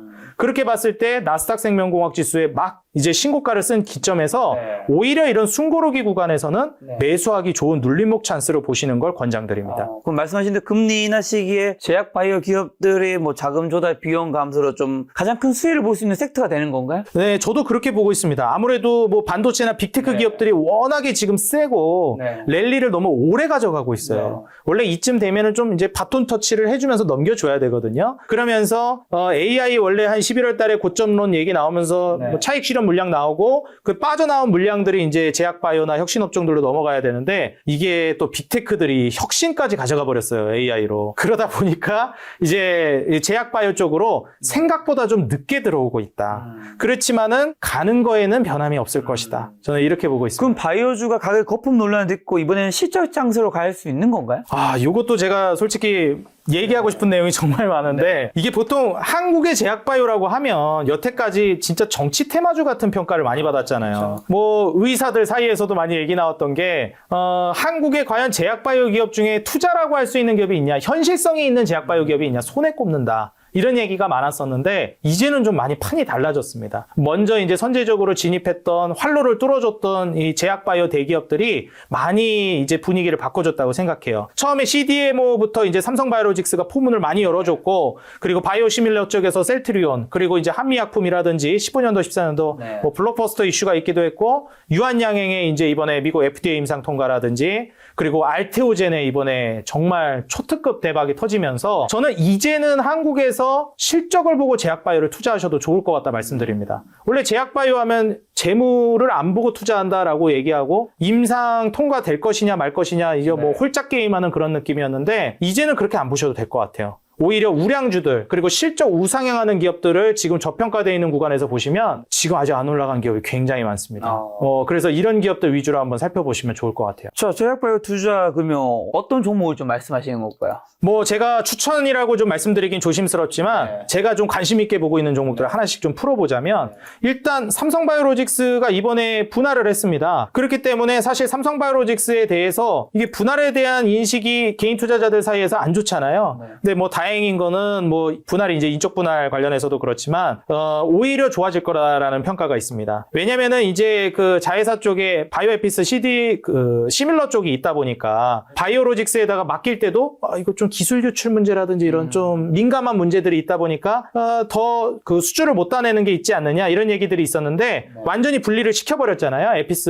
바이오에피스 쪽이랑. 그렇기 때문에 이제 앞으로 훨씬 더 이제 CDMO 분야로만 집중해가지고 더 도약할 수 있을 거란 평가가 나오고 있고요. 심지어 이제 삼성 에피스홀딩스 같은 경우에도 이번에 이제 완전히 빠져나오게 되면서 바이오시밀러 쪽으로 이제 특화가 되는데 아무래도 셀트리온보다 좀 저평가되어 있다라는 평가를 받다 보니까 싸다라는 평가를 많이 내놓고 있습니다. 특히나 이제 중요한 게 제가 항상 신고가 가는 거를 말씀드리는데 에피스홀딩스가 만약에 신고가를 가면은 오히려 지금 구간에서 선취매하는 게 아니라 신고가를 가면 거기서 저는 매수 진입을 하는 걸 권장드리고 싶어요. 그때부터는 신규 상장주기 때문에 신규 상장주의 가장 큰 특징이 이 분위기를 많이 타거든요. 경향성을 많이 띱니다. 신고가를 쓰면은 그때부터 훨씬 더 많이 가고 신저가를 쓰면 그대로 와르르 무너지는 경향이 커요.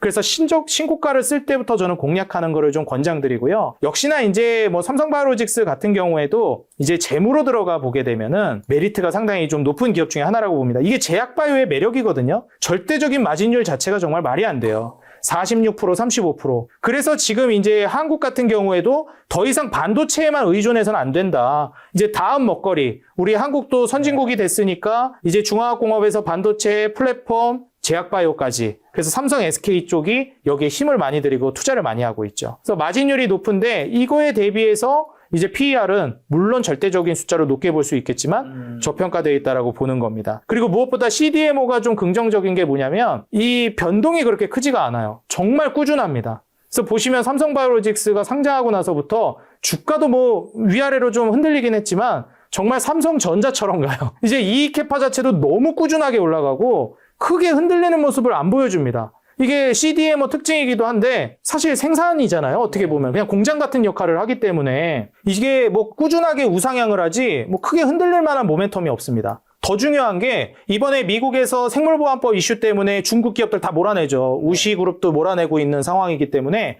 특히 생물보안법은 아시겠지만 이제 그 민주당 공화당을 가리지 않죠. 모두 찬성한 법안이기 때문에 그냥 적극적으로 밀어붙일 수 있고 그 과정에서 지금 그 우시그룹이 담당하고 있었던 그 막대한 물량을 감당할 수 있는 CDMO 대형 기업이 몇 개 없습니다. 그 중에 하나가 삼성바이오로직스고 뭐 론자나 뭐 이런 기업들 얘기하지만은 지금 뭐 마진율이라든지 이익 구조를 봤을 때는 훨씬 더 매력적이다. 이렇게 보고 있어서 삼성바이오로직스 같은 기업들이 앞으로도 좋을 거라고 봅니다. 뭐 솔직히 셀트리온이라든지 한미약품 같은 기업들도 뭐 아직 주가가 많이 안 올랐어요. 보유하고 있는 분들은 속 터지죠. 이익 이렇게 잘 갈 걸로 기대되는데 왜 주가는 이러냐. 그래서 저는 이게 여태까지는 안 좋았으니까 여기까지만 이제 보시게 되면 이익이 계속 꺾였습니다. 네. 그러니까 사실 2024년도까지 안 좋은 건 맞는 말이에요. 근데 25년도부터는 바뀌었거든요. 아시다시피 이제 셀트리온이 최근에 이제 해처모여를 했거든요. 네. 이제 분할되어 있던 기업들 이제 헬스케어랑 제약 다 이제 해처모여 하고 있는 합병하고 있는 과정이기 때문에 캐파 자체도 커지고 이제 효율성이 올라가기 때문에 뭐 지금 25년도는 올라갔지만 주가는 반응 안 했다 쳐도 내년까지 반응 안 할 거라고 보지는 않습니다. 그래서 이러한 기업이나 이제 한미약품 같은 기업들, 네. 그리고 이제 뭐 유한양행 이런 기업들도 지금 숨고르기를 하고 있기 때문에 지금 뭐 대기업들 위주로 보셔도 무리가 없다. 근데 이런 것들은 이제 주가가 너무 올라간 거 아닌가요? 뭐 유한양행은 너무 갔습니다 하실 수 있잖아요. 그리고 너무 이제 우량주라 재미없습니다 하시는 분들은 저평가 측면에서 굉장히 메리트가 이제 높은 기업들이 몇 가지 있습니다. 왜냐하면 보시다시피 유한양행은 지금 영업이익률 10%, 순이익률 9% 대비해서 PER이 35배를 전망해요. 그러니까 뭐 이게 과연 되게 싼가? 이렇게 보기엔 또 애매하다라는 거죠. 근데 이제 한미약품부터 이제 우리가 살펴보게 되면 이건 좀 덜해요. 17%, 12%를 보는데 25배입니다. 물론 제약바이오는 보유하고 있는 파이프라인 가치라든지 무형의 가치들이 꽤나 많기 때문에 그러한 것들을 감안하면 좀 더 PER을 높게 줘도 된다라고는 하지만 이러한 걸 감안해서도 지금 메리트가 있는 기업들이 있어요. 이제 여기에 해당되는 게 이제 SK바이오팜 같은 이런 기업들인데 SK바이오팜을 이제 보시게 되면 마진율이 17%에서 29%, 35%, 40% 근사치까지 올라갈 걸로 전망됩니다. 그리고 이때는 일회성 비용으로 순이익률이 크게 잡힌 건데 이때부터 이제 28%, 30%, 34%까지 전망하죠. 이제 중요한 거는 PER은 27배를 전망한다는 겁니다. 어떻게 이렇게 SK바이오팜이 매출, 영업이익, 순이익도 포텐셜이 터지고 이렇게 많이 마진율도 올라가고 심지어 저평가되어 있느냐.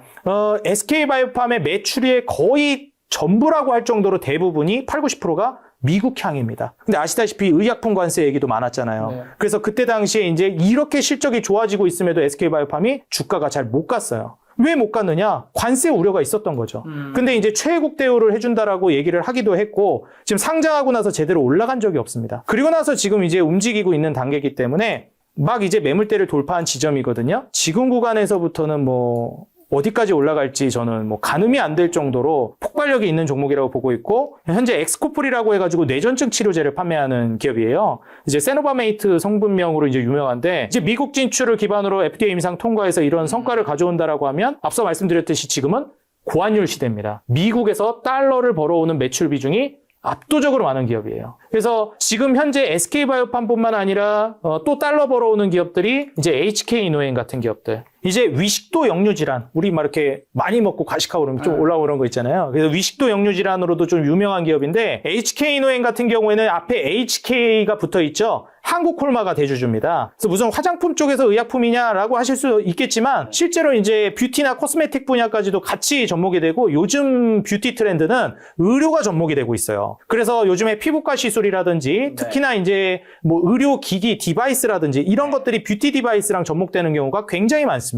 그래서 뷰티 산업에서도 이제 의료 쪽, 제약 쪽으로도 진출하는 경향이 높고 특히나 이제 HK이노엔은 얼마 전에 미국 FDA 임상 통과하면서 미국 진출을 한 기업입니다. K캡이. 그래서 지금 현재 PPI 제재라고 보통 얘기해요. 근데 이제 이 기존의 제재에서 더 발전된 제형으로 이제 나왔는데 그쪽 시장이 지금 늘려나가고 있는 단계입니다. 나중에 다 먹겠죠. 네. 진보된 기술이니까. 그래서 그 분야까지 생각해 보더라도 현재 HK이노엔의 성장세는 기대가 많이 되고 있죠. 네. 뭐 더 나아가자면 SK바이오팜이나 HK이노엔뿐만 아니라 미국 수출 중심으로 우리가 본다라고 하면 삼성바이오로직스나 에피스홀딩스도 그렇겠지만 좀 번외지만 고영 같은 기업 있죠. 최근에 이제 뇌수술 로봇으로 이제 주가가 많이 올라갔던 기업인데 이 기업이 많이 올라갔던 것도 이 올라가기 전에 이미 한번 이슈가 나왔었어요. 그게 바로 뇌수술 로봇 미국 FDA 임상 통과였습니다. 그래서 이게 이슈가 나오고 나서 뭐 사람들 잘 안 봤어요. 저는 예전부터 계속 강조를 해왔었는데 그러고 나서 이제 최근에 급등이 나왔죠. 그래서 지금은 제약바이오도 그렇고 뭐 로봇이나 의료 쪽으로 간다 하더라도 환율이 너무 불안하잖아요.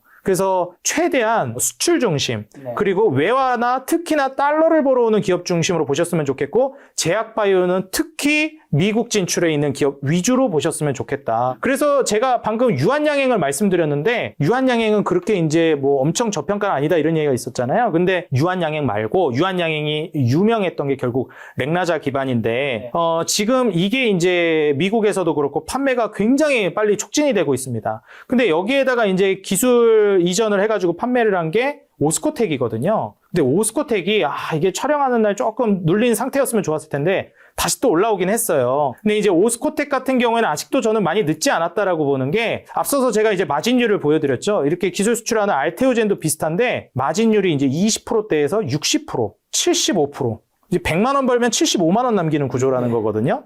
그리고 이제 17%에서 52%, 51% 이 정도로 전망합니다. 근데 PER은 22배를 보는 거죠. 근데 지금 이제 매출이나 이익 캐파도 완전히 달라지게 되는 거죠. 그래서 재무 차트를 보게 되면은 거의 지금 수직 상승, 네. 고개를 빳빳이 드는 단계로 갑니다. 이게 이제 신고가 쓸 수 있겠냐? 지금 정고점 근처라 저항 맞았다고 저는 기술적으로 보거든요. 근데 이게 신고가를 쓸 수 있을까? 이 위로 넘어설까라고 보면 저는 넘어선다고 봅니다. 그래서 지금 저항 맞고 떨어지는 구간에서 차근히 모아나가면 위로 돌파 나오면서부터 폭발력이 있을 거라고 봐요. 여기가 이제 지금 유한양행이 그렇게 주목받고 있는 렉나자 기술 이제 수출 이제 이전을 했기 때문에, 지금 오스코텍의 자회사가 그거를 이제 기술 이전한 건데, 그것도 우리 또 안 좋은 기억 있잖아요. 나는 LG엔솔 보고 투자했는데, LG화학 그래서 투자했는데 갑자기 또 이제 상장시켜버리고, 또 여기도 그 자회사 상장시켜버리면은 오스코텍 빈껍데기 되는 거 아니냐, 이런 우려가 있었는데, 다행히도 이제 오스코텍은 그렇게 하지 않겠다, 100% 자회사 검토하겠다 얘기했기 때문에 철회하진 않을 거라고 봅니다. 뱉었는데 말을. 그래서 그런 관점으로 봤을 때는 지금 방금 보여드렸던 이 마진율이 그대로 유지될 가능성이 높다라고 봅니다. 그런 관점에서는 앞으로 폭발력이 신뢰하고 좀 넘어가도 될 수 있을 만한 신뢰도 있는 상승이라고 보고 있어서요. 이러한 포커스는 한번 우리 시청자 여러분들이 좀 가져가 보셔도 좋지 않을까 말씀드리고 싶습니다. 야, 근데 이 기업은 어떻게 영업이익률이 아니 뭐 이렇게까지 변화가 심해요? 이게 거의 죽다 살아난 거죠. 진짜 그 렉나자 수출 하나로 완전 대박 터진 거죠. 그래서 이거를 뭐 그냥 제가 이어서 말씀드려도 괜찮으면 해보면은, 이게 얼마 전에 진짜 완전 진짜 대박 터졌다라고 얘기했던 게 키트로다 SC 알테오젠이잖아요. 그러니까 알테오젠이 지금 이 정도 수준이에요. 이렇게 적자 보다가 24%, 49%, 65%, 64% 이런 수준. 코스피로 가죠. 네, 이제 코스피로 이전 상장하죠. 그래서 근데 이제 뭐 지금 PER이 한 40배 뭐 이렇게 이제 예상을 하고 있는데, 뭐 사실 마진율이 워낙 괴물 같으니까 지금 수준도 싼 거 아니냐 이런 얘기도 나오는 거고, 장기적으로 보면은 영업이익 1조 넘어갈 거라고 보니까, 뭐 삼성바이오로직스가 영업이익 1조 넘어갈 때 그래도 막 6, 70조, 50조는 넘어갔으니까 시총 25조도 안 되는 거 50조 가지 않겠냐 이런 의견들이 많거든요. 그래서 지금 알테오젠이 최근에 좀 악재 터져가지고 독일에서 좀 좀 안 좋은 이슈가 터지기는 했지만은 저는 개인적으로 극복하지 않을까. 좀 그렇게 내다보고 있습니다. 자, 삼성바이오로직스 같은 경우 이제 외국인 보유 비중이 거의 비슷하잖아요. 그렇죠. 그리고 이제 삼성 에피스도 한번 보면, 삼성 에피스는 또 외국인 비중이 좀 줄어들고 있었던 것 같아요. 맞아요. 아무래도 이제 그 분할을 한번 했잖아요. 그러다 보니까 그 구간에서 한번 차익 실현 물량이 어쩔 수 없이 좀 기술적으로, 기계적으로 좀 나올 수밖에 없습니다. 이제 그런 과정이 좀 거치고 나서 다시 이제 진짜 진성 투자자들이 제대로 들어오는지 여부를 봐야 하는데, 저는 에피스홀딩스는 최근 흐름으로 봐서는 다시 이제 좀 유입이 되고 있거든요. 그래가지고 한번 이제 고점 돌파할 때는 외국인 유입이 확 들어오기 시작하면서 고점 돌파가 나올 거라고 봐요. 그래서 고점 돌파가 좀 나오는 지점에서 저는 들어가셨으면 좋겠습니다. 오히려 이렇게 좀 미리 들어가기보다는.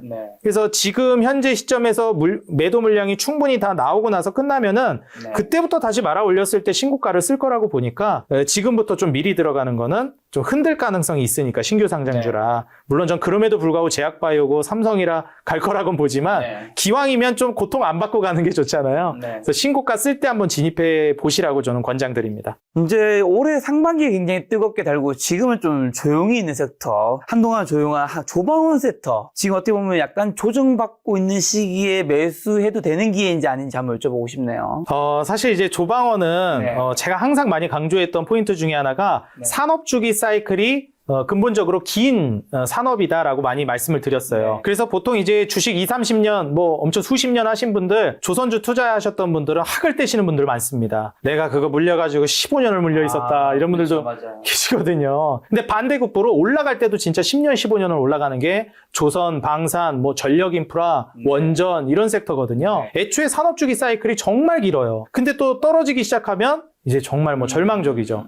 그래서 사이클이 끝나면은 빨리빨리 나오는 게 저는 중요하고요. 네. 뭐 말 그대로 흔히 얘기해서 뭐 존버한다, 장투한다 해서 살아날 수 있는 섹터가 아닙니다. 다시 말해서 지금 이제 몇 년 올라갔다고 해서 끝날 거라고 보진 않아요. 뭐 조선도 지금 마스카 프로젝트라 해가지고 미국과 이제 동맹이 진행되고 마누가 프로젝트다 해서 이게 원전이랑까지 연결되잖아요. 그래서 원자력에다가 이제 조선까지 합쳐지니까 이제 핵잠수함 관련된 얘기까지 나오기 시작했고 이 관련된 협력으로 이제 방산 모멘텀, 국방을 훨씬 더 이제 키우겠다라는 게 이제 트럼프의 지금 의지이기 때문에 중국을 견제하고 국방력을 올리는 단계에서 주변에 봤더니 동맹국 중에 한국이 아직 제조 단계에서 조선 기술력도 1등, 네. 원자력 기술력도 상당하네. 그러니까 이제 이 분야에서 한국과 손을 잡은 거예요. 뭐 못하면 손 안 잡죠. 잘하는 국가랑 잡겠죠. 근데 이제 잘하니까 그걸 손을 잡은 거고 특히 이 분야에 있어서 우리는 좀 집중을 해봐야 된다고 봅니다. 그래서 방산, 원전, 조선은 앞으로도 좋을 거라고 본다. 그런데 과연 신규 진입을 해도 괜찮겠는가라고 하면 저는 조금 다르게 봐야 된다고 봅니다.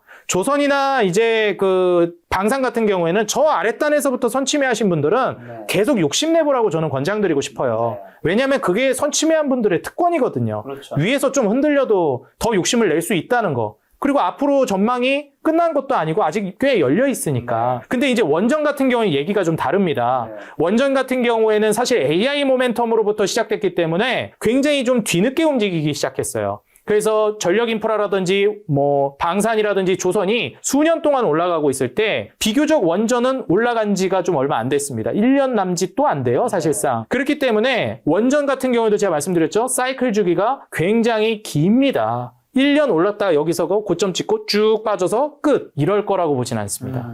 그렇기 때문에 고점 갱신을 계속 해줄 가능성이 높다. 이렇게 봅니다. 자, 원전, AI시대 전력 부족 문제를 해결할 유일한 대안이 원전이라고 말씀하시던데 태양광이나 풍력보다 원전 더 높게 평가한 이유는 뭘까요?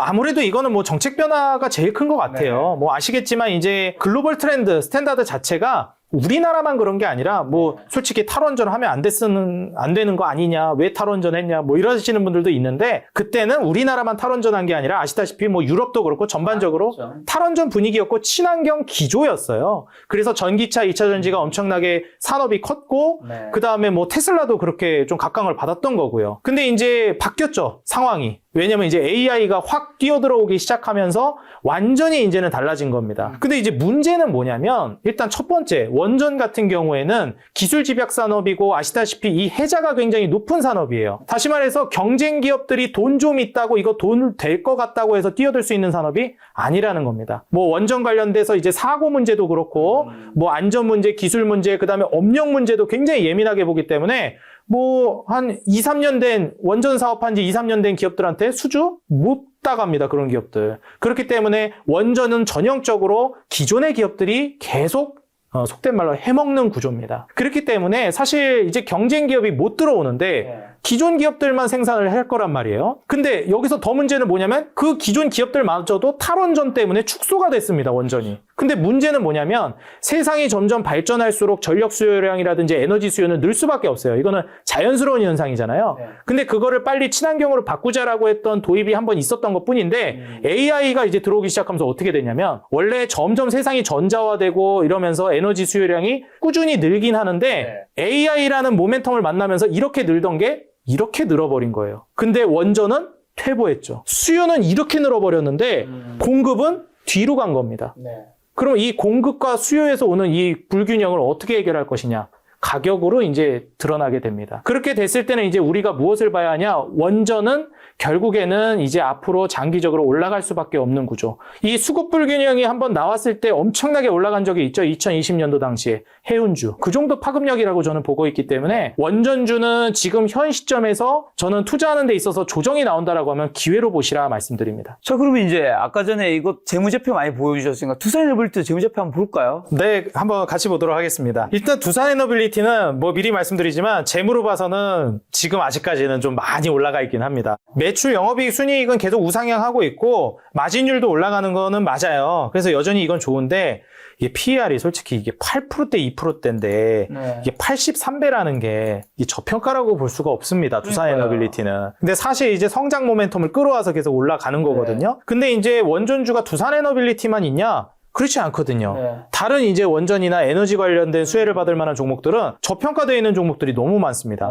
일단 우리가 이제 가장 원전주 두산 에너빌리티보다 먼저 봐야 되는 거, 제일 먼저 따는 건 한수원이고 한전이잖아요. 그래서 이제 한국전력을 한번 살펴보게 되면 한국전력은 좀 얘기가 다릅니다. 한국전력은 다들 아시다시피 이제 공공요금 인상이 시작됐고 그로 인해서 이제 매출이나 영업이익 순이익이 모두 우상향하고 있어요. 중요한 건 마진율이 굉장히 높아진다는 겁니다. 네. 이게 지금 뭐 9% 수준에서 15%, 뭐 18%까지 올라가고 순이익률도 12% 근사치까지 갈 걸로 전망되는데 PER이 2.7배를 보고 있어요.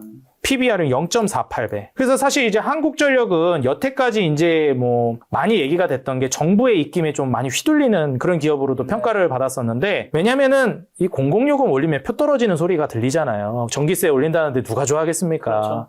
그렇죠. 수도세 올리고 막 난방비 올라간다는데. 근데 이제는 그게 어려울 거라고 봐요. 왜냐하면은 사실 이렇게 그 진행이 되게 되면 상법 개정을 하고 주주 친화적으로 간다라고 했는데 여태까지 그거 진짜 주주들이 다 피해를 보고 있는 거였거든요.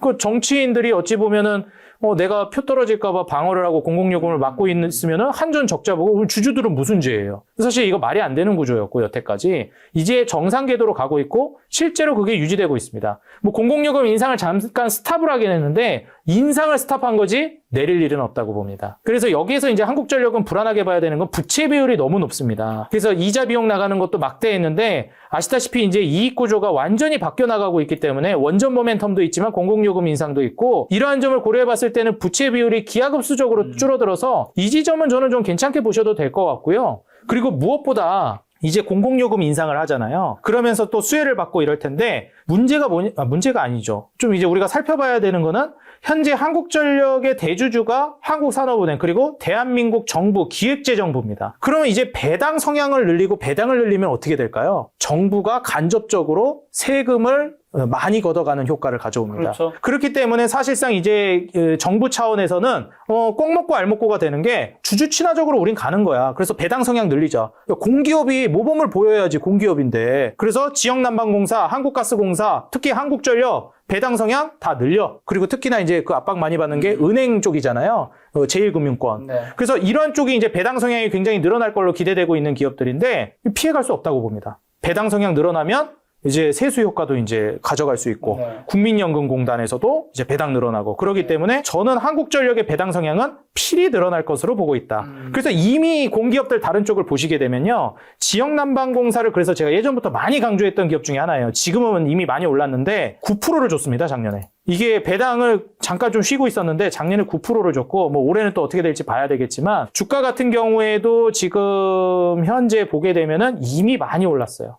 그래서 저점 대비해서 굉장히 많이 올랐고 반면에 이제 한국가스공사는 예전에 그 대왕고래 프로젝트 얘기가 나오면서 한번 좀 테마로 엮이다 보니까 그렇죠. 급등하고 나서 그 실망감이 이제 떨어지고 나서부터는 잘 못 갔거든요. 근데 이제 외국인 보유 비중은 계속 늘어나고 있고 중요한 게 마찬가지로 배당 성향이 이제 늘어날 걸로 전망합니다. 이거를 이제 한 투자 지표에서 한번 보시게 되면요. 이제 그 디바이던스 이제 배당 쪽을 보시게 되면 이 배당 성향 자체가 원래 이제 한 25% 정도 나오고 작년에 11%였는데 이제 앞으로 이제 많이 바뀔 거로 보고 있어요. 그래서 이러한 지점을 좀 보시면 좋을 것 같고 그리고 지역난방공사 같은 경우에도 이제 배당 성향 같은 경우에 보시게 되면은 뭐 한 21% 정도 뭐 이게 사실 더 늘어나면 늘어났지 줄어들진 않을 거라고 봅니다. 이때 당시 뭐 43%까지도 갔었기 때문에 그래서 전체적인 이제 배당금 자체가 이제 늘어나는 이런 구조로 저는 갈 거라고 보고 있고요. 한국전력을 보게 되면 실제로 이제 그 보통주 이제 배당 성향을 이제 보게 되면은 현재 4% 정도예요. 그러니까 이제 앞으로 이게 줄겠냐 떨어지겠냐를 보면은 늘어날 가능성이 훨씬 높다라고 보여집니다. 그래서 현재 한국전력 같은 이런 원전주도 있기 때문에 굳이 두산 에너빌리티만 볼 필요가 있겠는가? 두산 에너빌리티도 물론 좋고 올라갈 거라고 보지만 이렇게 저평가되어 있는 기업들도 있다라는 겁니다. 미국 빅테크 기업들이 또 원전 기업과 전력 공급 계약도 맺고 있는데 그럼 이것은 한국의 원전 기자재 기업들에게는 낙수 효과로 다 이어지는 건가요? 아무래도 이제 그 미국 뭐 엑스에너지라든지 뭐 각종 이제 뉴스케일 파워라든지 이런 쪽을 주축으로 해가지고 거기서 그냥 단독으로 한다기보다는 한국과 이제 좀 시너지를 내고 한수원 쪽이 지금 미국뿐만이 아니라 해외 기업들 그리고 국가 단위로 이제 계약을 체결하고 있잖아요. 그래서 체코라든지 두코바니 얘기가 많이 나오는데 여기에서 좀 우리가 봐야 될 거는 결국 미국 빅테크 쪽이랑 연결이 되고 말이 나오는 거는 어쩔 수 없이 이제 두산 에너빌리티입니다. 그래서 두산 에너빌리티 중심으로 한번 그러한 분야를 보신다라고 하면 좀 고평가되어 있더라도 성장 모멘텀을 보시고 한번 공략을 해보는 것도 나쁘지 않고요. 아니면 아예 내가 이제 그냥 에너지 분야로 가겠다라고 하면 이 GNC 에너지 같은 종목 같은 경우에도요. 이게 비상발전기 관련주거든요. 근데 이제 아시다시피 이제 전력 수요가 계속 부족할 거라고 저는 봐요. 그래서 데이터 센터에 이제 비상발전기는 필수로 같이 한 카테고리로 묶어서 이제 가는 거기 때문에 데이터 센터가 앞으로 증가하고 확장되면 될수록 비상발전기 수요는 같이 늘어납니다. 전력 인프라 늘어나는 거랑 똑같아요. 그래서 이제 원전 모멘텀이랑 GNC 에너지도 같이 갈 거라고 보는데 비상발전기 수요가 올라가게 되면서 지금 현재 저평가되어 있는 측면을 보게 되면은 GNC 에너지 같은 경우에도 매출 영업이익 순위 우상향하고 있고 마진율도 같이 우상향할 걸로 전망하고 있어요. 한국전력 정도는 아니지만 지금 현재 PER도 21%, 18%의 영업이익률과 순이익률 대비해서는 7.8배로 이제 PER이 저평가될 걸로 전망됩니다. 그래서 이런 점을 좀 고려해 보면은 이러한 쪽도 한번 눈을 돌려볼 수 있겠다 말씀을 드립니다. 또 1억이 있다면 원전주를 사라고 강조하시던데 지금 차트들 보니까 정말 좀 많이 오르긴 했잖아요. 그렇죠. 사실 뭐 두산 에너빌리티도 지금 한국 코스피 시총 10위 안에 뭐 6, 7, 2, 8위에 랭크되어 있는데 1위 10위 안에 있는 종목 중에서 제가 알기로 아마 영업이익이나 매출에도 제일 떨어질 텐데 굉장히 좀 부담되는 위치가 아닌가라는 생각도 듭니다. 아무래도 이제 두산 에너빌리티 중심으로도 그렇고 원전은 미래 이제 그 성장을 많이 땡겨오기는 했습니다. 그렇죠. 그래서 이러한 부분들을 좀 각오를 하고 가시려면 애초에 제가 이제 산업주기 사이클이 길다라고 말씀드렸잖아요. 장투를 고려하고 가셔야 하고 이제 조선이나 방산이나 이러한 섹터들도 애초에 이제 장투를 어느 정도 관점을 가지고 가셔야 되거든요. 그러셨어야 되고요. 근데 이제 원전 같은 경우에도 저는 이런 장기 투자 모멘텀으로 보셔야 된다라고 말씀드리는데 조선 같은 경우에도 제가 2019년 말에서 20년 초부터 이제 투자를 하시라고 많이 강조를 드렸었어요. 근데 이제 그때 당시에도 많이 얘기를 했지만은 이익 모멘텀이 막 두드러지는 단계는 아니었습니다. 그때 이제 현업에서 일하고 계시는 분들이 막 댓글 남겨주시고 그랬었는데 젊은 친구가 뭘 모른다. 내가 조선에서 직접 일하고 있는 사람인데 다 해고당하고 지금 정리해고당하고 난리도 아니다. 위축되고 있다. 말씀하시더라고요. 근데 뭐 항상 그렇잖아요. 뭐 그 구조조정하고 그럴 때가 항상 최바닥 아니겠습니까? 그러고 나서 또 이제 완전 전성기로 올라가기 때문에 저는 원전은 지수라든지 주가 조정이 나올 가능성은 꽤 있다라고 보기 때문에 현 시점에서 과감하게 이제 한 방에 들어가기보다는 어느 정도 기간을 길게 보시면서 매집해 나가는 전략을 권장드리고 싶습니다. 제 주변에도 뭐 조선 회사에 다니는 친구도 있고 두산 계열사 다니는 친구도 있는데 여기가 되게 많이 올랐잖아요. 그렇죠. 여기 다니는 친구들 자기네 회사 안 사더라고요. 그렇죠. 19년, 20년도 당시에 그때 분위기를 아시는 분들은 더 못 사셨겠죠, 아무래도. 근데 아무래도 사실 이게 트럼프 정권이기 때문에 조선주도 원전주도 오른 것도 있는데 트럼프 정권에서 이제 화석연료 원전을 주목하고 있으니까 이 정책적 수혜는 얼마나 지속될 거라 보시고 이게 또 사실 미국의 정권은 몇 년이 지나면 또 바뀔 수 있잖아요. 그렇다면 이제 또 이런 원전 관련주들이 사실은 그로 인한 마이너스를 받을 수 있지 않을까.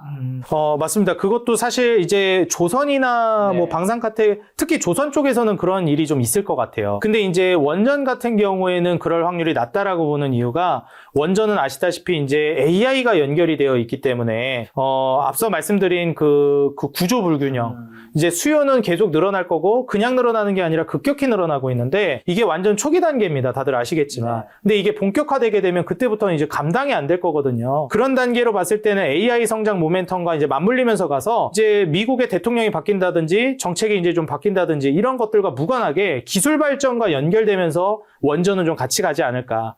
특히 뭐 SMR 소형 모듈 원자료 같은 경우에 뭐 뉴스케일 파워 이런 쪽으로 연결되면서 계속 움직이기 때문에 원전 모멘텀은 미국의 이제 그 정치권과 무관하게 계속 장기적으로 보셔도 될 것 같습니다. 말씀하신 SMR 게임 체인저가 될 것이라고 하시던데 그럼 한국 기업의 기술력은 글로벌에서 어느 정도 수준인 거죠? 사실 뭐 제가 지금 현 시점에서 딱 기술력이 이 정도다라고 재단하기에는 제 지식 수준이 그 정도라고 좀 저는 스스로 판단하기는 좀 어렵지만 일단 기본적으로 어디에서 좀 요청이 왔느냐를 보면은 가장 정확할 것 같아요. 어찌됐건 이제 미국 입장에서 한국과 협력을 해야 되겠다라고 이제 얘기를 했는데 거기에서 콕 집은 게 첫 번째가 조선. 근데 이제 그 안에서 방산 카테고리가 연결된 걸 먼저 얘기했죠. 군함 카테고리. 그래서 이제 하나오션이라든지 HD현대그룹주가 먼저 갔고 그 다음에 이제 얘기한 것이 이제 원자력 부분 핵잠수함으로 이제 얘기를 했기 때문에 제가 보기에는 미국 입장에서 먼저 손을 내밀었다라는 거, 협력을 요청했다라는 것은 미국 입장에서 이제 동맹국들이 많이 있지만 원자력과 그 다음에 조선 방산 분야에서는 한국과 협력을 해야 되겠다. 이러한 이제 어찌 보면은 입장을 표명했다라는 것 자체가 기술력을 그래도 우리가 믿고 갈 만한 수준이다라고 말씀드리고 싶습니다. 자, 전력기기 섹터도 굉장히 많이 올랐었죠. 근데 이제 좀 조정을 많이 겪고 있던데 이제 상승 끝났다고 봐야 되나요? 이게 전력 인프라 같은 경우에도요. 저는 좀 더 올라갈 모멘텀은 있다라고는 봐요. 근데 신규 진입은 너무 좀 위험하지 않나. 많이 올랐죠. 네, 개인적으로 좀 생각은 합니다. 효성중공업, 헬레, 일렉트로닉, LS 일렉트로닉. 맞습니다. 이제 효성중공업 같은 경우에도 사실 이제 전력 인프라가 효성중공업보다 저는 HD 현대일렉부터 보셔야 된다라고 말씀을 드리는데 왜냐면 이게 먼저 가장 많이 오랜 기간 동안 올랐거든요. 그래서 지금이야 보면 이때 뭐 그냥 저평가되어 있는 구간가처럼 보이잖아요. 뭐 예를 들면 지금 뭐 이렇게 보면 2024년부터 주가 올라간 것처럼 보여요. 근데 이제 아시겠지만 이때로 이제 확장해서 보게 되면 엄밀히 따져서 올라가기 시작한 건 2020년부터입니다. 그래서 2020년부터 이때 뭐 한 10,000원 언저리 하던 주가가 이제는 100만 원으로 갔어요. 그러니까 100배가 간 건데 물론 뭐 그만큼 수주도 있고 뭐 올라간 것도 있지만 제가 이제 장기 사이클을 가져가는 업종이라고 말씀드렸잖아요. 벌써 5년 동안 올랐습니다. 그러니까 뭐 10년을 본다라고 하면 더 갈 수도 있지 않냐라고 뭐 말씀하시면 할 말은 없겠지만 5년 동안 이렇게 100배를 올랐다라는 것은 뭐 여기서 뭐 몇백 배를 뭐 해야 되겠습니까? 그렇죠. 그래서 신규 진입은 이제 안 간다라는 건 아니에요. 왜냐면 앞서서도 말씀드렸지만 이 전력 인프라도 저 아랫단에서 매수하신 분들은 특권입니다. 저는 지금 매도하는 거 권장드리고 싶지 않아요. 근데 신규 진입은 좀 말리고 싶다. 이렇게 말씀드립니다. 자, 그리고 AI 발전에서 전력과 데이터 센터가 당연히 핵심이 될 수밖에 없는데 뭐 전선 구리 관련주도 주의 깊게 봐야 될까요? 구리 쪽은 저는 움직임이 좀 나올 거라고 봐요. 예, 이제 상품 차트를 최근에 이제 우리가 살펴보게 되면 요즘에 뭐 금 가격도 많이 올라간다. 그리고 또 유가는 트럼프가 많이 잡아주고 있기는 해요.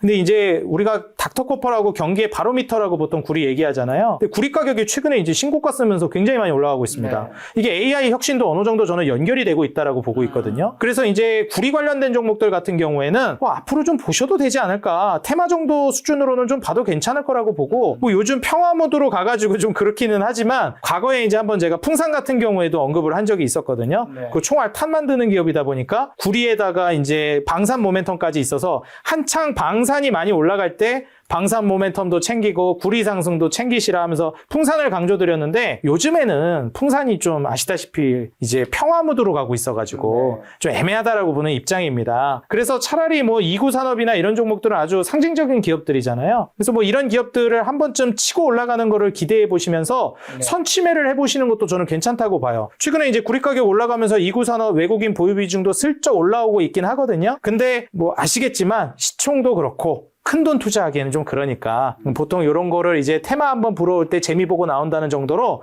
소액으로 살짝 진입해보는 정도? 저는 뭐 해보셔도 좋을 것 같습니다. 자, 반도체 섹터도 좀 여쭤봐야 되는데 반도체 빅2가 엔비디아와 구글 간의 AI 대전에서 모두 수혜를 입을 것이란 분석이 있는데 이런 경쟁이 국내 반도체 기업에는 위기일까요? 일단 기회일까요? 일단 이제 제가 또다시 한번 사이클 얘기를 하게 되는데요.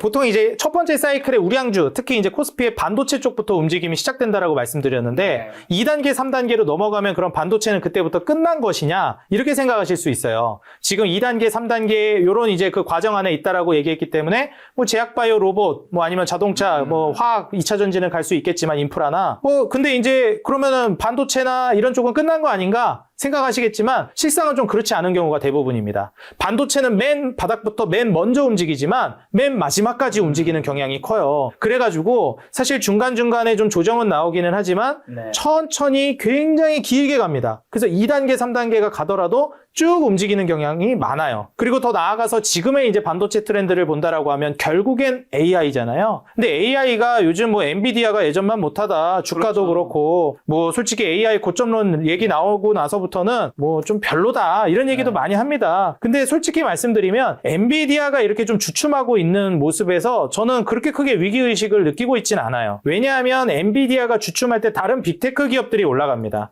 저는 더 불안한 게 엔비디아만 올라가는 과정을 첫 번째 단계라고 봐요. 보통 이제 우리가 맨 처음에 혁신이 이루어질 때는 소수의 몇 개 기업 혹은 특정 한 개 기업이 그 업종을 다 끌고 가버립니다. 그렇죠. 이번에 AI 같은 경우에는 엔비디아가 그랬다라고 보고요. 과거에 뭐 스마트폰도 애플이 처음에 끌고 갔잖아요. 그러한 이제 구조인데 나중에는 어떻게 되죠? 삼성도 스마트폰 진입하고 화웨이 뭐 다 진입하잖아요. 그런 구조로 가기 시작할 때가 진짜 제대로 전성기가 오는 시기입니다. 그래서 엔비디아 독주 체제로 가다가 잠시 엔비디아가 숨고르기를 하고 말씀드렸듯이 뭐 인텔이랑 그다음에 이제 뭐 애플이라든지 뭐 협력한다더라 이런 얘기 나오고 그리고 더 나아가서 이제 뭐 그 팔란티어라든지 이런 기업들도 지금 얘기가 많이 나오고 있는데 이렇게 좀 다변화되는 구간으로 갈 때가 오히려 저는 제대로 전성기로 넘어가는 거라고 봐요. 여태까지 엔비디아만 갈 때가 아니라 뭐 구글이라든지 지금 뭐 알파벳 같은 기업들이죠. 이런 기업들까지 같이 움직이기 시작하는 요즘 엔비디아 독주 체제가 아닌 다른 빅테크 기업들까지 이제 순서가 오면서 올라가는 시기가 훨씬 더 이제 2단계, 3단계로 AI가 성장하는 단계라고 보시면 좋을 것 같다. 말씀드립니다. 자, AI 반도체 관련해서 한국 주식 뭐 여쭤보기 전에 빅테크부터 먹으면 이제 우리가 7개 종목, 뭐 요즘에 그 팔란티어도 붙고 딴 것도 붙고 하는데 빅테크 종목 중에서는 뭐 종목 선별 기준 어떻게 보시고 어떤 거 지금 좋게 보시나요, 그러면?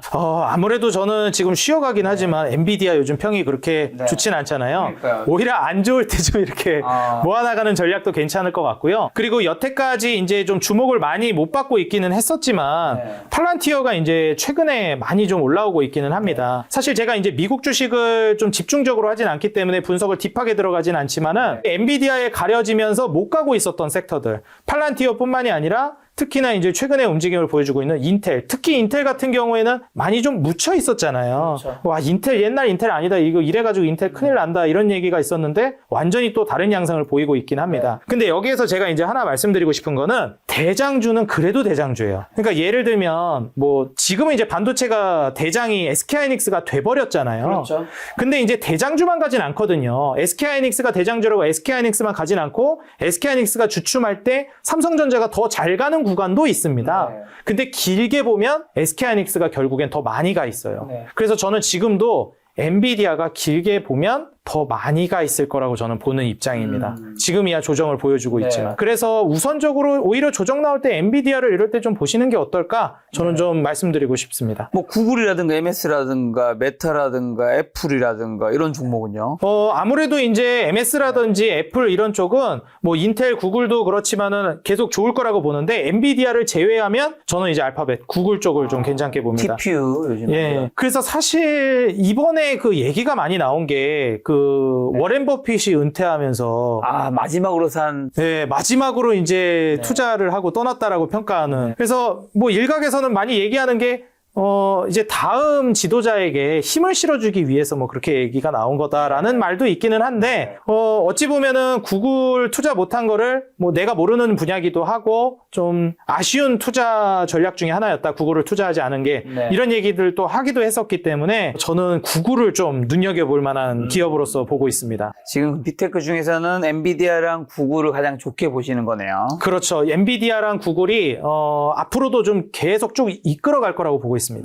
자, 그럼 한국으로 넘어와서 삼성전자 주가 상승을 이끄는 외국인과 기관의 매수세는 좀 어떤 기대감에서 비롯된 걸까요? 신고가 찍고 지금 살짝 조정받았다가 다시 오르고 있죠. 네, 아무래도 이제 삼성전자가 어쩔 수 없어요. 2등주가 돼버렸습니다, 이제는. SK하이닉스에게 밀리면서. 그래서 프리미엄도 많이 뺏기기는 했는데요. 근데 뭐 앞으로도 그러리란 법은 없으니까요. 이제부터 또 개선을 해나간다라고 하면은 충분히 더 좋은 모습을 보여줄 수 있을 거라고 생각을 합니다. 근데 이제 삼성전자 같은 경우도 그렇지만은 SK하이닉스도 그렇고 이 두 개 기업이 신고가를 쓸 때 반도체 업황이 계속 좋아져요. 그래서 지금 보시다시피 이제 뭐 소부장단에서 이번에 테일러 팹 관련된 종목들 많이 얘기하고 있습니다. 삼성전자 같은 경우에는 테슬라와의 시너지, 그 다음에 이제 그 오픈 AI와 그 다음에 그 AMD와의 삼각동맹 구도, 여기에서 이제 또 활로를 찾을 거라고 얘기하는데 저는 테슬라와의 시너지를 많이 기대하고 있어요. 근데 이제 테일러 팹 관련해가지고도 이제 얘기를 많이 하고 있는 그런 종목들이 이제 4개가 유니셈이랑, 그 다음에 코미코, 그 다음에 솔브레인, 뭐 HPSP,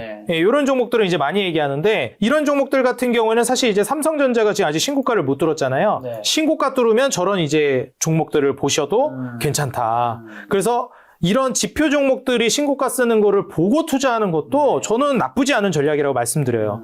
그래서 화장품도 APR 신고가 쓰면은 괜찮은 화장품주 담으시라. 뭐 코스메카 코리아, 코스맥스, 그 다음에 뭐 달바 글로벌, 이런 괜찮은 화장품주를 APR 신고가 가는 거 보고 찍어도 수익 내기가 수월하다. 이런 말씀 드리거든요. 그래서 삼성전자도 좀 그러한 식으로 이용하는 것도 저는 괜찮을 것 같고, 특히 제가 앞서서도 얘기를 한번 했는데 SK하이닉스가 많이 올라갔잖아요. 삼성전자보다는. 근데 더 싸요. 오늘도 더 많이 올랐던데요. 예, 그래서 사실 제가 마진율 대비해서 PER이 싼가를 보시라 말씀드리는데, SK하이닉스는 이게 진짜 AI 반도체의 힘인데, 제조가 진짜 지적 재산을 파는 것도 아니고 플랫폼도 아닌데 50%대가 나온다는 게 대단한 거거든요. 근데 PER은 6배입니다. 그럼 이걸 비교해 본다라고 하면 마진율 대비해서 지금 PER이 너무 싼데, 삼성전자가 물론 달라지면은 괜찮겠지만 뭐 21%, 18%를 보는데 PER이 10배예요. 삼성전자가 하이닉스 대비해서는 비싼 거네요. 그렇죠. 비싸죠. 그러니까 주가가 많이 올라갔다고 해서 비싼 게 아니라 버는 돈 대비해서 지금 시가총액이 싸냐 비싸냐를 따져야 되는데, 지금 이익 구조라든지 버는 돈 대비해서 삼성전자는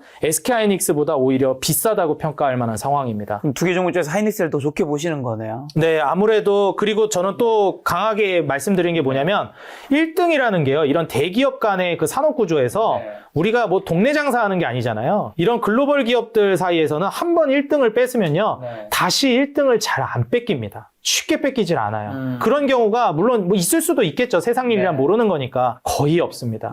그래서 제가 이번에 삼양식품을 정말 높게 평가했던 것도 수출을 기반으로 해서 이 라면 업계 그 수십 년간의 그 1등 자리를 완전히 바꿔버렸잖아요. 농심으로부터. 예, 그렇기 때문에 한 번 1등을 뺏기 시작하면 다시 1등을 내주는 일은 잘 없습니다. 그럼 삼성전자 하이닉스 주가 전망은 좀 상승률 어디까지 보시나요? 삼성전자도 저는 여전히 갈 거라고 보고 SK하이닉스도 갈 거라고 보는데요. 이런 말씀드리면 좀 너무 과한 거 아니냐라고 하실 수도 있겠는데, 그래도 1.5배에서 2배 정도는 더 열어놔도 되지 않을까. 저는 개인적으로 좀 보고 있어요. 그래서 지금 현 시점에서 좀 보신다라고 하면, 물론 당연히 사이클상으로 봤을 때 앞서 보여드린 이 마진율이 내후년부터 꺾일 거로 보고 있거든요. 그럼 이때부터는 주가가 또 떨어질 수 있어요. 그래서 시기상으로는 내년까지는 저는 정고점 뚫고 더 갈 거라고 보고 있고요. 그래서 만약에 내년에 이 정고점은 저는 일단 뚫는 거는 기본으로 저는 생각하고 있습니다. 여기 뚫고 나서부터가 시작이다라고 말씀드려요. 그럼 뚫고 나서부터 얼마나 올라가느냐를 보시고, 내년 한 중순에서 말 정도 되니까 이제 좀 주춤한다 싶으면 그때부터 한 차례 좀 매도를 하셨다가 추후에 다시 사이클 돌아올 때 공략하는 것도 방법이고요. 지금 방금 말씀드린 것처럼 너무 싸다라는 거를 이제 인지하시고 장기 투자를 하시는 거라면 아예 그냥 뭐 1.5배, 2배 노리시고 5년, 10년 가져가시면 어떨까? 저는 이렇게 말씀드리고 그렇게 싶습니다. 좋게 보시는데 외국인들은 왜 보유 비중을 줄이고 있을까요? 아무래도 이제 최근에 기술적으로 많이 올라간 것도 그렇고, 줄였다 하더라도요, 이게 56%에서 53% 뭐 이 정도 수준이라 여전히 좀 많다라고 저는 보고 있습니다. 자, 반도체 장비, 그럼 소부장 종목 중에서 SK하이닉스, 삼성전자의 낙수 효과를 가장 크게 볼 수 있는 탑픽은 어디가 될까요? 아무래도 이제 앞서 말씀드렸던 삼성전자 같은 경우에는 HPSP라든지 솔브레인, 뭐 코미코, 유니셈, 이런 종목들을 좀 보시면 좋을 것 같은데, SK하이닉스 단에서 이제 본다라고 하면은 저는 최근에 이제 많이 얘기가 나오고 있는 이수페타시스. 근데 이제 이수페타시스도 지금 보시면 아시겠지만 외국인 보유 비중이 정말 많이 늘어나고 있어요. 그리고 주가도 정말 많이 올라갔습니다. 이거를 근데 이제 신규 진입을 해도 된다라고 말씀드리기가 저도 올라갈 거라고 보기는 하는데 참 부담스러운 자리기는 해요. 근데 일단 SK하이닉스가 올라간다라는 전제하에 이수페타시스가 안 갈 거라고 보지는 않거든요. 그래서 이제 모멘텀이나 이제 이익 구조 자체도 올라간다라는 걸 감안하면 지금 또 그렇게 막 되게 싸다라고 보기도 애매합니다. 근데 올라갈 거라고 거라고 보이기는 하다 보니까 그래서 올라간다라는 거를 생각하면은 이스페타시스가 좀 올라갈 것 같고요. 다만 좀 각별히 좀 조심은 하셔야 되겠다. 이게 부담된다면 한미반도체 역시 이제 좀 수혜를 받을 만한 종목 중에 하나라고 봐요. 물론 이제 뭐 하나비전이라든지 그 하나그룹 반도체 쪽에 밀릴 수도 있다 이런 얘기 나오지만 그래도 한미반도체는 SK하이닉스발 수혜를 여전히 받을 거라고 보고 있습니다. 그래서 이제 16만 원이 최근 이제 고점 부근까지 자리를 잡았는데 다시 한번 이 부근까지는 올라가 주지 않을까. SK하이닉스가 또 신고가를 가면 저는 그렇게 내다보고 있습니다. SK하이닉스와 삼성전자가 잘 가야지 이런 종목들도 갈 수 있을 거고, 그리고 또 SK하이닉스랑 삼성전자가 윗단에서는 어떻게 보면 엔비디아가 가야지 또 SK하이닉스, 삼성전자 갈 텐데, 트럼프 대통령이 엔비디아 AI칩 H200 중수출 허용을 했는데 이 결정이 그러면 엔비디아 매출할 때 주가 반영에는 앞으로 얼마나 큰 호재로 작용할까? 이 뉴스 나오고 뭐 엔비디아 주가 조금 오르긴 했었지만 일단 지금 현 시점에서 HB의 허용도 그렇고 중국 시장이 이제 진출이 된다라고 하면은 좀 달라지진 할 것 같아요. 근데 뭐 그 뒤에서 말 나오는 거는 이미 뭐 아름아름 다 산다. 이렇게 이제 얘기는 하고 있어서 크게 뭐 영향을 준 것 같지는 않아요. 근데 이제 어찌됐건 그게 공식적으로 발표되는 건 완전히 다른 문제니까요. 그래서 이제 엔비디아 같은 경우에는 장기적으로 봤을 때는 앞서서도 제가 그 구글, 알파벳하고 엔비디아를 가장 좀 좋게 봤듯이 결국 하드웨어에서는 엔비디아가 끌고 갈 수밖에 없다고 봅니다. 그리고 이제 소프트웨어 쪽에서는 알파벳 이런 쪽이 이제 끌고 갈 거라고 보고 있어요. 근데 이제 중요한 것은 엔비디아가 또 신고가를 써줘야 되는데 그러려면 한번 또 모멘텀이 불어오긴 해야 될 것 같습니다. AI발 모멘텀 뭐 부족하다. 지금 데이터 센터에서 지금 그래픽카드 뭐 GPU 부족하다라는 얘기 나오면서 전략 자산으로 확보할 거다. 이런 얘기가 또 한번 나와줘야 되는데 최근에 그게 워낙에 이슈몰이를 하고 그 이슈몰이가 좀 숨고르게 하는 구간이라서 좀 쉬었다가 갈 것 같기는 해요. 그래서 뭐 안 갈 거라고 보여지진 않으니 오히려 지금 구간부터 장기적으로 보시면서 엔비디아발 수혜를 좀 기대해보고 그로 인한 이제 한국 반도체 기업들도 다시 한번 도약하는 거 노려보셔도 좋을 것 같다. 다음 사이클 아니라 이번 사이클 안에 한 번 더 도약 가능하다고 봅니다. 그리고 또 대표님께서 투자할 때 수출 데이터를 굉장히 중요하게 보시던데 수출 데이터를 쉽게 확인하고 활용하는 방법은 좀 어떻게 될까요? 뭐 사실 수출 데이터는 저 같은 경우에도 뭐 대부분 기사 찾아서 좀 보는 편입니다. 그리고 이제 아무래도 한국은행 쪽에서 내놓고 있는 데이터들 보는 것도 중요하다고 볼 수 있겠고요. 근데 이걸 이제 기반으로 본다라고 했을 때 그렇기 때문에 제가 이제 강조하고 있는 게 이제 수출 효자 품목군들입니다. 이 환율에 대해서도 계속 강조를 드리고 있는데 환율이 지금 너무 불안해요. 아무래도 원화 경쟁력이 굉장히 급격하게 떨어진 것도 있고 앞으로 이게 크게 나아질 거라고 보여지진 않습니다. 우리나라는 계속 동결을 유지하면서 미국의 이제 유동성이 계속 풀려나오는 거를 우리가 염두에 둬야 하는데 그러려면은 또 이제 이번에 매파적 인하한다라는 불안감이 있기 때문에 당분간 또 소강 상태가 될 수도 있어요. 그런 과정에서 환율이 단기간에 빨리 안 잡힐 거라고 우리가 생각한다면 역시 또 고환율에서 수혜를 받을 만한 수출 기업들, 달러 버는 기업들을 봐야 하는데 그러려면 뭐 수출 데이터 그중에 이제 효자 품목 조선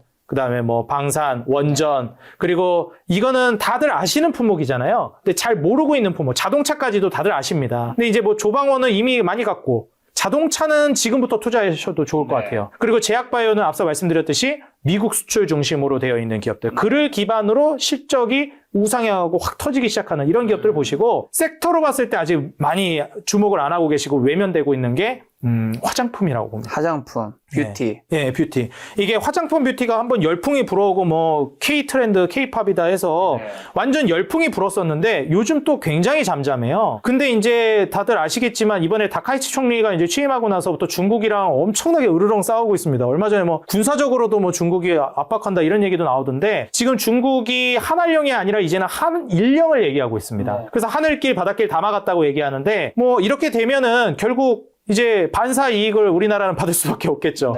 일본 가려고 했던 유커들, 뭐 중국인 관광객들이 뭐 미국이나 유럽 가지는 않을 거니까요. 일본 가려고 했던 사람들이 한국을 오겠죠.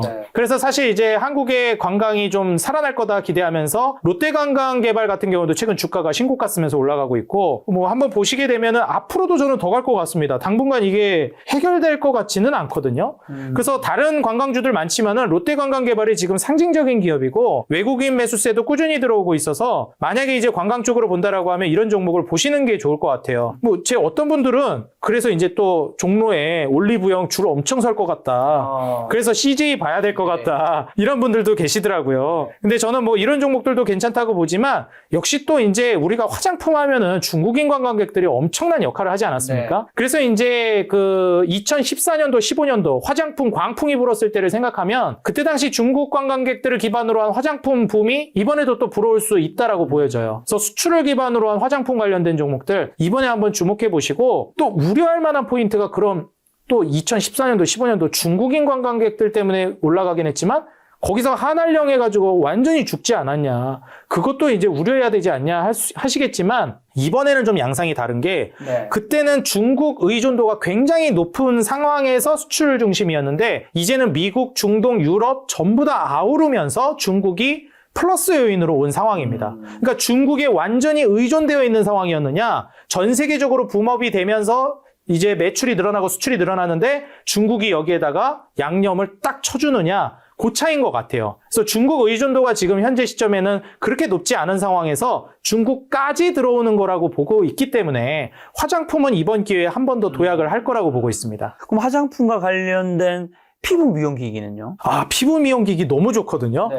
근데 주가가 이미 넘어갔어요. 그래서 제가 작년에는 그래서 화장품보다 화장품 보지 말라 그랬어요. 제가 작년에는 화장품보다 지금 의료 뷰티 우리가 흔히 뭐 추성훈 씨도 나와가지고 그 리들샷이었나? 이거 막 엄청 따끔거리는 거 맞으시더라고요. 그래서 그게 이제 그 VT에서 나온 제품인데 야 이것도 정말 많이 갔는데 최근에는 분위기가 좋지 않습니다. 왜냐면은 너무 많이 갔어요. 그래가지고 뭐 VT만 해도 그렇지만 휴젤 이것도 제가 이제 작년에 말씀을 드릴 때 휴젤 같은 경우도 뭐 매일경제 TV 방송 나가면서도 휴젤도 작년 중순부터 굉장히 많이 말을 했는데 그때 근거가 휴젤 같은 경우에 뭘 들었냐면 비만 치료제가 지금 뜨고 있는데 아시다시피 이제 비만 치료제 같은 경우에는 살을 급속도로 빼기 때문에 살이 처진다. 그렇기 때문에 반드시 보톡스 시장, 피부 탄력 시장이 따라붙는다. 라고 말씀을 드렸고 비만 치료제는 한국이 주도를 하고 있지 않은데 이런 피부 의료 뷰티 쪽은 한국이 주도하고 있다. 그렇기 때문에 비만 치료제 사지 말고 휴젤이나 파마리서치를 사시라 말씀드렸어요. 리쥬란 콘쥬란이 이쪽이죠.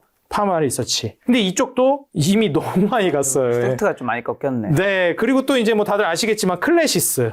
이런 기업들도 너무 이제 대표적인 종목군인데 그나마 클래시스가 좀 들떨어지긴 했습니다. 그리고 이제 기업 분석으로 넘어가게 되면 뭐 마진율 성장은 여전히 강력하고 여전히 클래시스는 싸요. 그래서 클래시스는 한 번 더 도약은 할 수 있을 것 같습니다. 제가 보기에는. 근데 피부 미용기기보다는 뷰티가 지금 괜찮아 보인다. 네, 맞습니다. 아무래도 뷰티는 제대로 못 간 종목이 아직 많아요. APR 같은 거는 앞으로 더 갈 수 있나요? APR은 저는 더 갈 거라고 보고 있는 입장이고요. 대장주죠. 대장주기 때문에 그래서 이제 매출이나 영업이익 순이익이 우상향하고 있는데 지금 현재 마진율도 올라가고 있고 25%, 20%를 전망해요. 근데 PR이 19배를 전망하니까 신고가 쓸 확률은 충분히 있다고 봅니다. 근데 막 엄청 싸다까지는 아니에요. 근데 이게 APR 같은 경우에 그래서 저는 뭘 권장드리냐면 지금 당장 사신다 이거보다는 지금 일단 화장품 종목 사지 마시고 APR이 신고가를 쓰면 그때 APR을 사시거나 아니면 아랫단에 좀 괜찮은 기업들. 예를 들면 요즘에 이제 뭐 코스맥스라든지 그 다음에 뭐 코스메카 코리아 이런 기업들도 지금 실적 성장성이 굉장히 좋거든요. 특히 코스메카 코리아는 외국인 보유 비중도 늘어나고 있고 주가도 아주 안정감 있게 바닥을 다지고 움직이는 상황이에요. 그래서 이런 종목들을 뭐 달바글로벌 같은 경우에도 그렇고요. 그래서 달바글로벌은 외국인 매수세가 늘어나고 있는 게 메리트입니다. 얼마 전에 이제 그 보혜수 물량 풀리면서 물량 나올 것도 다 나왔고 그렇기 때문에 이제 달바글로벌 뭐 코스메카 코리아, 코스맥스 같은 이런 종목들을 APR이 신고가를 뚫을 때 진입해 보시는 게 어떨까 이렇게 좀 저는 조언 드리고 싶습니다. 저 오늘 대표님과 굉장히 많은 섹터 종목 점검한 시간 가져봤는데 2026년을 바라보며 지금 당장 좀 씨앗을 뿌려둬야 할 제2의 뭐 알트오진, 제2의 스카이니스가 될 잠재력 가진 섹터 한번 정리해 주신다면요. 참 한 종목만 고르기가 어려워서 섹터로 저는 말씀드리고 싶은데 추세를 따라가겠다 그리고 정말 내년에 유동성을 가져가겠다라고 하면 어느 정도 주가 변동성은 크고 위험하더라도 이제 수익률을 노리는 로봇과 제약바이오는 담으셨으면 좋겠고요. 그리고 이렇게 너무 수익률만 기대고 가고 조금 불안하면 포트폴리오 안정성이 떨어지잖아요. 그래서 안정성을 꾀해줄 수 있는 자동차 여전히 안 늦었습니다. 심지어 이건 혁신까지 들어가 있습니다. 그래서 자동차랑 그 다음에 화장품 2차 전지 쪽은 같이 미리 선침해 관점으로 들어가는 것 저는 좀 권장드리고 싶습니다. 자, 로봇과 제약바이오와 자동차와 화장품과 그 2차 전지면 현금 1억이 있다면 좀 어떻게 조금 비중을 나눠야 될까요? 저라면은 자동차 쪽에 좀 비중이 많이 들어가 있을 것 같아요.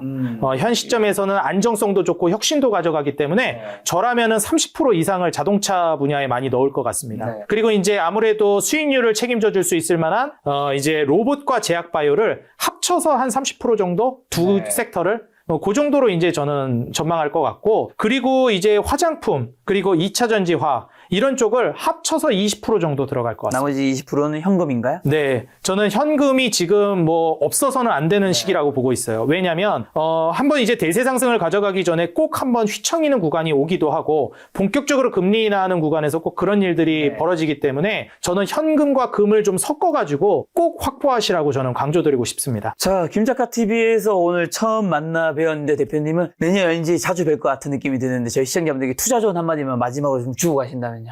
항상 이번이 마지막인 것처럼 투자하시는 분들이 정말 많습니다. 근데 투자는 내일도 있고 내후년도 있고 사이클은 언제든지 돌아옵니다. 네. 그렇기 때문에 오늘이 마지막인 것처럼 매매하지 마시고요. 원칙대로만 잘 해나가신다면 좋은 결과 있을 거라고 봅니다. 항상 우리 개인 투자자 여러분들의 수익 그 하나만을 위해 여러분들이 돈을 벌 때까지, 그리고 여러분들이 돈을 벌어야 제가 돈을 벌 수 있다는 모토로 정진해 나가겠습니다. 내년에 대표님과 자주 인사드리도록 하겠습니다. 오늘 만난 대표님이 이창대 대표님이었습니다. 지금까지 여러분 소중한 시간 함께해 주셔서 정말 감사합니다. 오늘도 김작가였습니다. 고생 많으셨습니다. 네, 감사합니다.